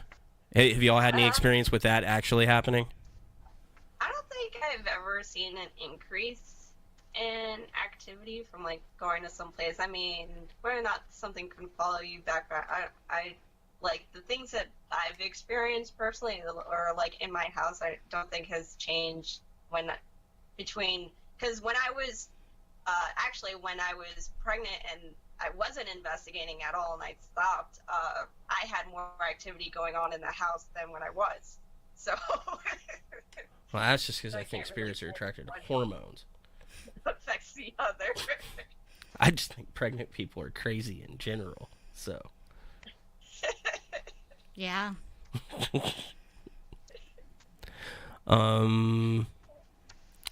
Okay, we're coming up on a lot of time, so you got any interesting question? No, I think I'm good. Nothing? She's not interesting enough for you? Oh my god. I found us a great guest for the show, and you're just like, nope, nothing. I hate you. Nothing. Nope. What are you guys investigating next? We're doing Yoakum Hospital. I think which that's happening in March 22nd. Yeah, so far we don't have anything planned between now and then. Yeah, mostly right now I'm working on past investigations because we just did we just released the pilot episode that actually ended up being the Needful Things episode on Amazon. And episode 2 is supposed to be the Hood County Jail, but we have had so many technical problems. Like the first investigation we did there, we had cameras crap out on us in a specific, like a couple of times, and I pretty much blamed that on I didn't prep the equipment right. That's usually the first place I go. But then on the second investigation, same thing happened again, but with different equipment. And then on this last one, we were like, all right, we're pulling out all the stops, we're using all the cameras, everything, and our CCTV, our DVR, the hard drive on it degaussed itself, which is not 100% physically impossible, obviously, because it happened, but that's really freaking hard to do. And so we lost like 32 hours of footage. So I'm trying to kind of like piece that whole investigation together and get all that. So right now I'm working on actually editing together investigations we've already done into the new format for Amazon. But the next physical investigation is in March, which we're going down to so far. Yeah. I mean, anything could pop up. And then there's a few places we want to go back and revisit. And then, of course, there's the movie theater in Lake Worth, which I need to get a hold of that guy. And you guys could always come to Jersey. God, if traveling wasn't so expensive, I would. I'm perfectly willing to go anywhere. But unfortunately, I could drive straight there. The paranormal investigation thing doesn't pay for my house. So, I have to work, a normal boring job that doesn't, afford me a lot of time to travel. So actually, I have a question for you guys. How do you prepare for an investigation, and how do you go about? So, like for us, the longest thing that takes the most time is setting up. And I want to know how, what do you guys do to prepare beforehand, or is setting up takes as long as it takes for us? It takes forever. Right? Okay, so it's not just us. Well, I mean, as far as prep, the day, from the time that we've booked the investigation or whatever to that, I might do a little bit of research, but you guys all go in as a blank slate, or as much of a blank slate as possible, because I kind of the same way we don't want anybody, because we do a lot of psychological survey stuff in our group to see what our psychological state is going in. So usually only one of us, and it's usually me because I'm usually the one that's coordinating that part of it, will know any of the history at all.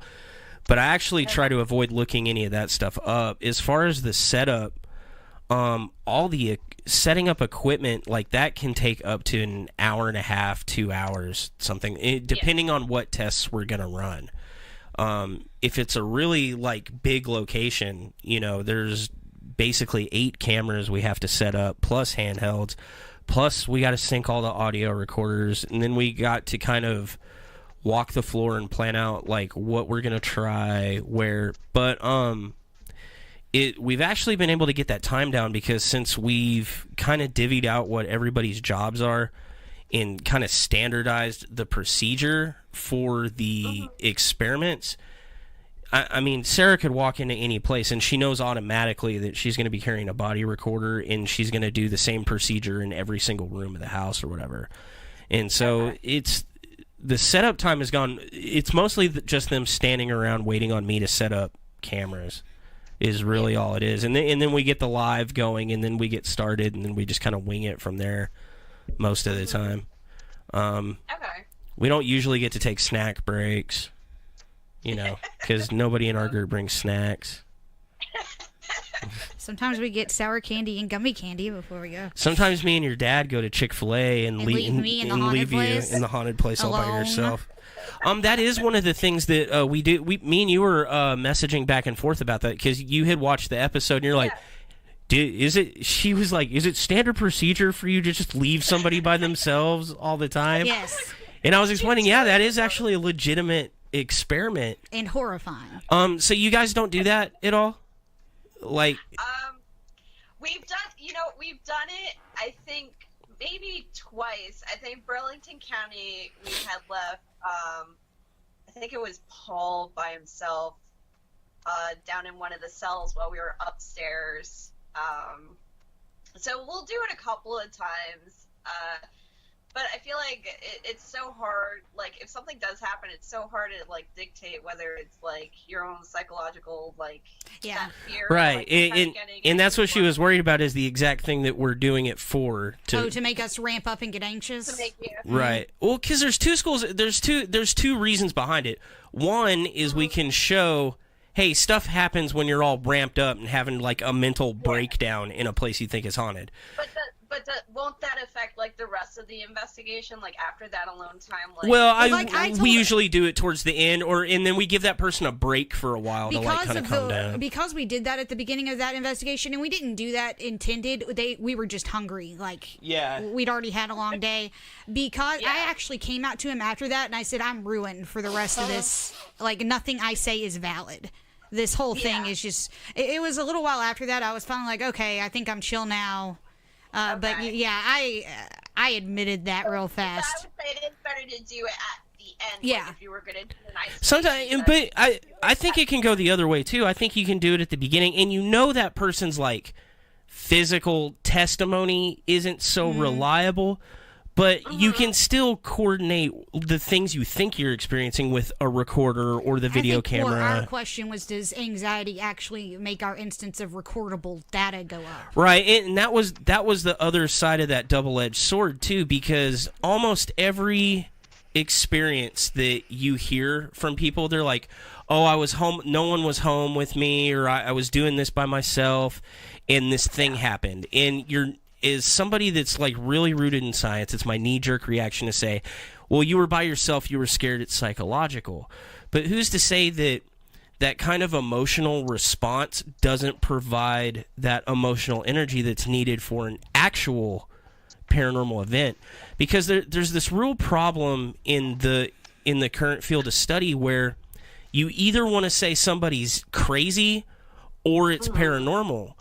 But why can't it be a combination of both? Like, why can't somebody who has emotional responses or is mentally... Like, why can't a schizophrenic person wander into a haunted house and have a legitimate experience? Yeah, they're schizophrenic. It doesn't make their it could be in their head. But, if I really was like an intelligent entity that liked terrorizing people... That's who I'd terrorize. That's who I would terrorize because no one would ever believe them. And so that's the point of the equipment and the third party observers and all that. So we try to put one of us into that headspace during the investigation to elicit that response. Do what? Have you guys ever investigated a place or a person where the only times there was activity was during an emotional response? Yeah, well, yeah. Most of those are that would be like our residentials, and it's almost always the ones where they don't want us talking about it. But I'm trying to think of a specific example. I don't think there is one, because a lot of times, though, we find out later that something was going on in the home. Mm-hmm. Like, they might say, I woke up and saw something, so you're going to assume they were calm right then. But then we'll find out later there was something. So it was sort of a heightened emotional time, and, after that it sort of dies down. Yeah. But I'm not sure if they're experiencing more because they're stressed out, or there's more things to experience because they're stressed out. Yeah. I mean, I can think of two specific instances, and I don't think either of those people would want us really talk. Okay, so how can I talk about this generically? So there's this one residential case that we did, and I know the person personally, and they've suffered head trauma. First off, that's not an instant thing, but it does make a little bit of it kind of questionable, because it was a head trauma that kind of changed their personality to an extent. Okay. So they were more like excited, like more open to believing that sort of thing, and so kind of everybody else we talked to in that investigation was really, really doubtful about it. And they were only open to us really coming in to doing that because they knew we were kind of straightforward and would shoot her straight. Like, we wouldn't make stuff up and make it worse, sort of thing. And there was some interesting stuff that kind of happened on that investigation. And she had actually captured some interesting evidence on her own. Like it wasn't straightforward. But it was always centered around her. And it was always this like emotional thing, like that. Like when I would get like the text, it was always this just like huge excitable deal, yeah. And so I have big questions about whether or not that was actually paranormal or kind of caused by her own thing. And then the other one I can think of is there was something going on with the couple in the house. And we found that out through talking to the client that things had been bad for her. Oh yeah, I did.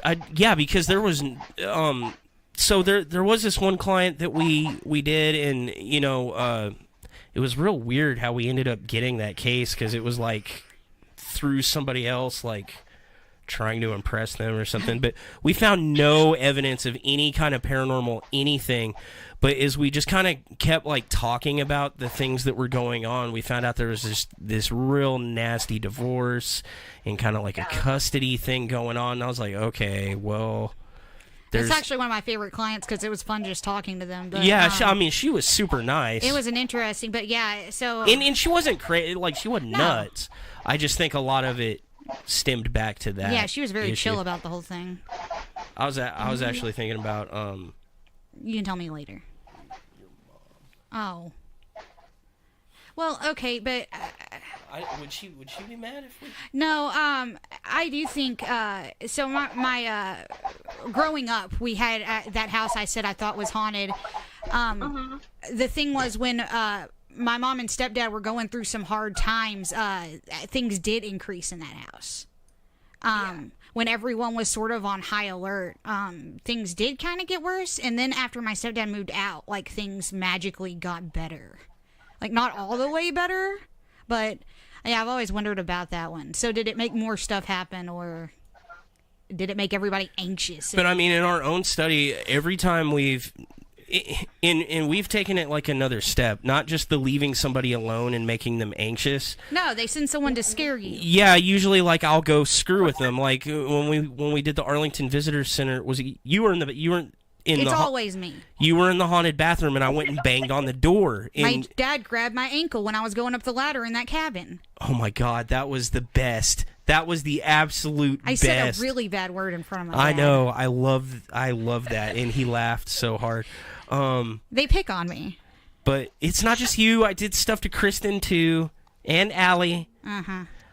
It's usually you, but it does heighten that experience. Like after one of us gets that ramped up, like we've absolutely proven that when somebody gets that ramped up and scared, like at least for the next hour, everything is something. Like every little noise is, oh my God, or whatever. And we've also in those instances captured more EVPs at least. More stuff. So, the kind of idea that higher emotional energy could actually feel. God damn you, Sarah. Could actually feel paranormal. I mean, there is something to it. But when people say, "Oh, increase the EMFs in the room," that one I've seen no correlation at all. Higher EMFs don't equal more legitimate paranormal activity. It's just always equaled Sarah gets really sick or people get depressed or feel paranoid. Yeah. But not necessarily more EVP, no tangible evidence because there's more EMF. Okay. So I'm fine with the idea of higher energy makes paranormal, just not higher electrical energy. Or flipping on that fight or flight center of your brain makes you more perceptive, and you're naturally picking up on things that the recording is just picking up on. Yeah. Your senses improve. Yeah, that is something we looked at a lot, is like the way your amygdala works. So when you get really scared and you get that adrenaline rush, your pupils dilate, you can see in the dark better. And time like slows down for you because your brain's firing so much faster. Like you really do get superpowers when that happens.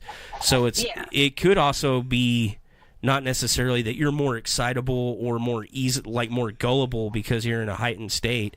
It's that you're actually more acutely aware of your surroundings at that point. So it's an advantage on one hand, and then it's a disadvantage for like your credibility because you can't be trusted anymore. So there is method to the madness. It's not just that. I think that started out just as you picking on the very first time. It started out as a complete accident when you were wired up. The first time you did it was at your sister's house when I was leaned back against that. Oh, that was just hilarious. I didn't think it was a door. I thought it was a wall, and you stuck your hand through it. The second time was when I had a spinal stimulator in my back, and the cord was coming to the outside because it was a test. So I've got this control hooked up to my spinal cord. And we're out doing a ghost hunt, and we're at like a tabernacle with like the benches and the roof like for a cemetery, and he just takes off running. It scared me. And I thought, well, if he is running, I should also run. But my cord stuck to the bench, and when it stretched taut, it electrocuted me. And I thought the monster had me. I thought it had me, and it was going to kill me. I thought it had me, and I was dead. Couldn't stop laughing. It was awful. That sounds awful. No, it was great. It wasn't that bad. She loves it. It was awesome. We even wrote about it in our book. It was so great. I don't know. I can't think of anything else, and we're getting really close to wrap up time. Yeah. So, it was good having you. Oh, I know the number one question: why do y'all spell unseen the way you do? You have to ask Taryn. We're going to need a response on that, Taryn. Yeah, Taryn. Did you just misspell it and now you're just, You're stuck with this now? Writing it? Or... Well, because originally we were North Texas Paranormal, and then somebody's like, hey, that's our name. And we're like, all right, then we're NT Paranormal. Whatever. Like, I'm so lazy, and then it stuck. And now the North Texas Paranormal team, they're so mad because we're so much higher in the rankings than they are, and they're just like, "This is bullcrap." Whatever, dude. I don't care. Do you have? Well, we've discussed this before with like teams being territorial. Oh my God, it's like the Sharks and the Jets out here. The first time we went to Alton Bridge, we ran into like a rival group, and then there's somewhere else. Where did we go where there was just this like whole other group? What's funny is I didn't get at first that they were being, like, territorial. Like, I thought we were just being nice, and they were just snippy, and I couldn't figure out why. I was like, what did They're we just do? like, why are you out here? like all your equipment and stuff. We're out here with our static detectors. I'm like, what's that stupid thing that's beeping and making lights? Y'all look like idiots. And like so before we got into paranormal investigation, I didn't realize just anybody was allowed to do it. I went out and like I'm talking to other people and they're like, well, what do you do? I'm like, oh, I'm like a mechanical engineer and I put this like this is what this test does and stuff. I'm like, what do you do? They're like, oh, I work at Kroger and I bought this camera with a beeping thing online and it says there's ghosts. And I was like, so like there's no one policing this? Like literally anybody can just say they're a paranormal investigator expert? Yeah. Oh God. Yep. This is horrible. Yeah, there's like I get a lot of people asking, they're like, where did you go to school to be a paranormal investigator? That's not a thing. It's not, no. I'm like I'm and so I don't even, know. I hate when people are like, I've had 30 years of experience. And I'm like, really? I'm like, but have you actually ever taken apart the equipment that you use, or try to figure it out, or see? I'm like, or do you just think everything's paranormal? well, I mean, like, to be fair, none of us have a leg up on anybody because anybody that says they've done anything for 30 years and not like reach their goal, that usually constitutes failure. So if you think of every paranormal investigator ever that's never got any like hard evidence, like you did this for 30, like what if you were like, well, no, these people believe they've got hard evidence. This is the thing, and then that they just think they're like up there. But that's not how evidence works. Like, that's not how any of this works. No. No, but I'm in no way experienced to be a paranormal investigator, but, we do other things. I don't even have technical skills. Yeah, you're just kind of there. I'm not sure why we keep taking you places. In case one of y'all gets hurt.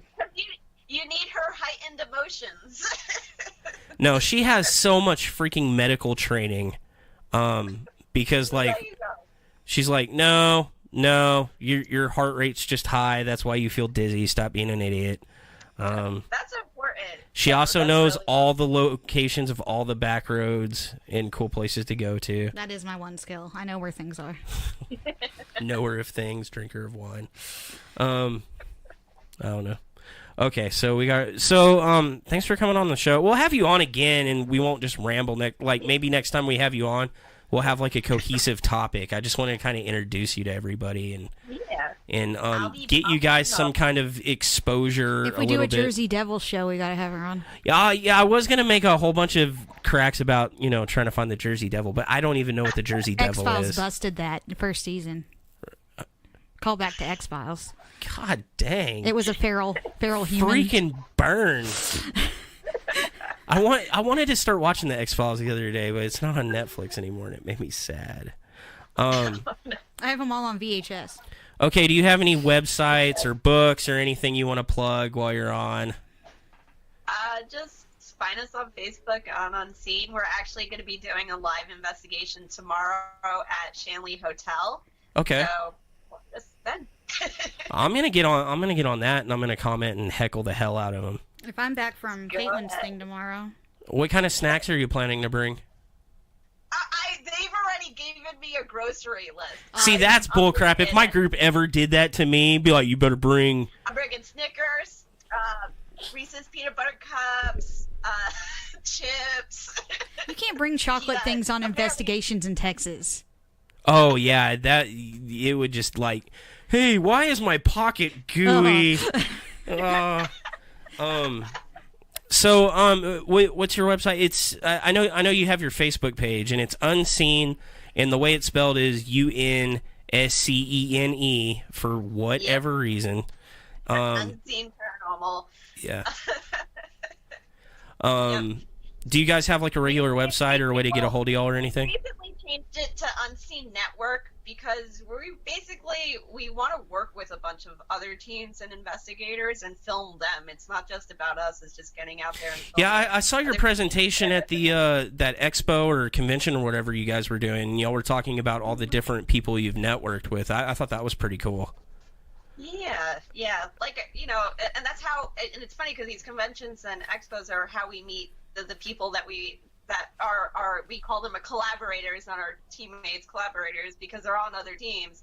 That's how we met these people, and it's been so much fun. Like just picking a place, investigating. We got a good group. I like that y'all do that. Yeah. Oh yeah, like we were talking, all these teams are like territorial or whatever, and there are a couple of teams that we bash basically because they're jerks to us first. But we have tried to network with other groups. As a matter of fact, one of the teams that we were it turned out we just had a problem with the one person in that team, and we made friends with everybody else in that team. And I still talk to Eric constantly, and we share data back and forth.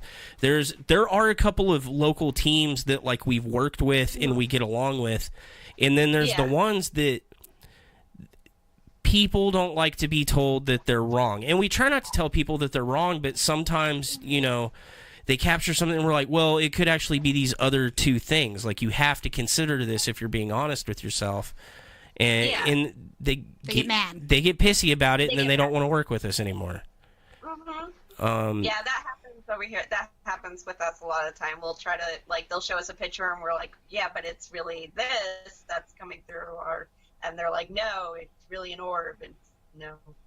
We've been really lucky in that a lot of the people that send us pictures or whatever, when we kind of explain what else it could be besides paranormal, they actually appreciate it, and they're like, no, that's cool. I'm going to keep trying to find something paranormal, even though this wasn't the. How you approach it too, and how you approach people who.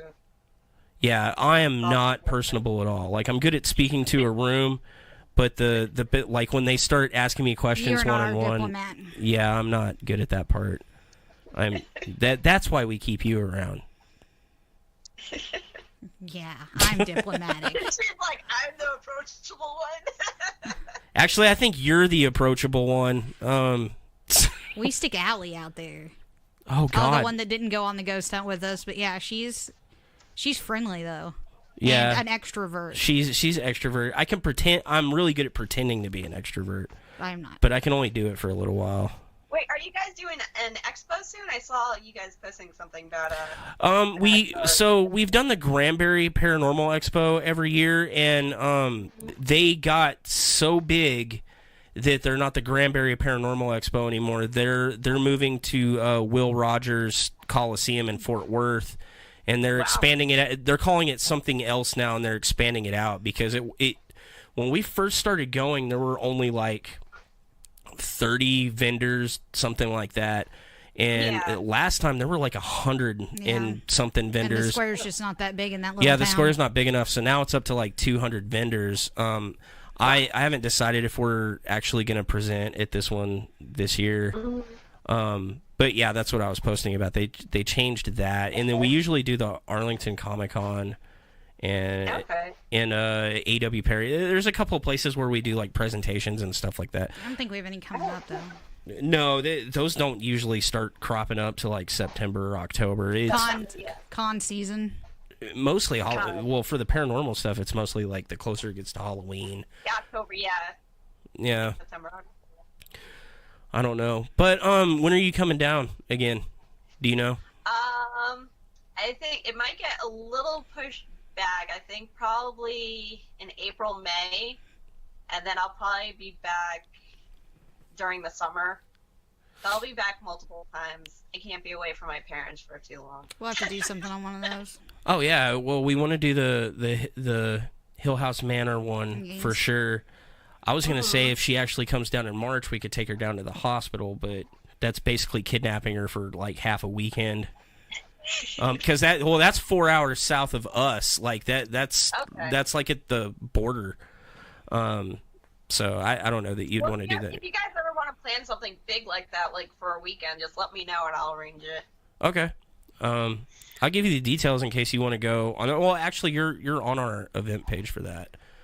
So, if that date works out, you could come with us if you wanted to. I'll look into it. But like I said, that our accommodations are going to be weird on that one because it's a legitimate abandoned building that we're staying at, and I think we're all just going to split a hotel room and then go sleep in shifts over the night or something.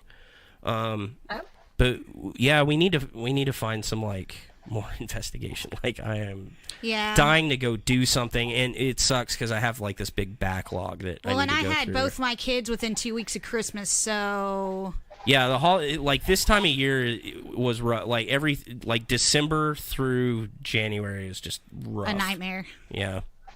So we're actually in our downtime where we just do a lot of podcasts. Okay. Well, anyway, it was good having you on. Like I said, we'll have you on again when we actually have a topic, or like maybe if there's a case or something that we could all kind of like debate both sides of, and maybe just like tear each other apart on it, and cause controversy on the internet again. Oh, I actually released a new article yesterday. You need to go read it. You'll probably like it. About the people, flat earthers. Why flat earthers don't believe in ghosts. That's right up your alley. You might like that. I'm already getting hate mail. I think that's my new goal now, is like, what can I write to make people hate me? I think that was your goal from the get-go. Yeah, I'm kind of a jerk. All right, so Thanks for coming on. Yeah, that's 2 hours, so we're gonna shut it down.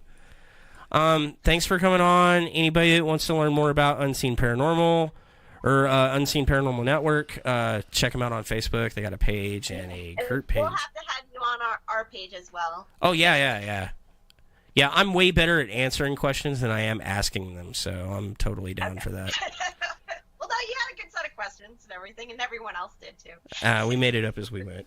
That's usually how this rolls. And we're going to be podcasting again tomorrow, since we missed out the last week. Oh, yeah, We're that's not right. for sure yet. We might be podcasting. It's my daughter's birthday tomorrow, and we're taking her out to do some stuff, and I'm not sure what the timeline is. And then after that, we might be talking about Satanism. Maybe. Okay. Maybe not. I don't know. Okay. So everybody have a good night, and we'll catch you guys again next week. Thanks, Heidy, for talking to us. And next time we'll have to have Taryn on, too. Yes, when she's feeling better. Yeah. Hope you feel better soon, Taryn. Yeah. Then you'll see how we work, because we always bump heads. But we love each other. That's good, because I pretty much argue with everybody in my group, too. So, all right. Bye, everybody. Okay.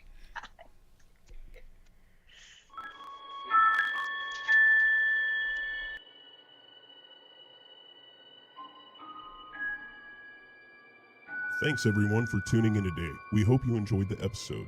If you did and you would like to know more about NT Paranormal and our research, please visit us at www.ntparanormal.com or our Facebook page at facebook.com/ntparanormal.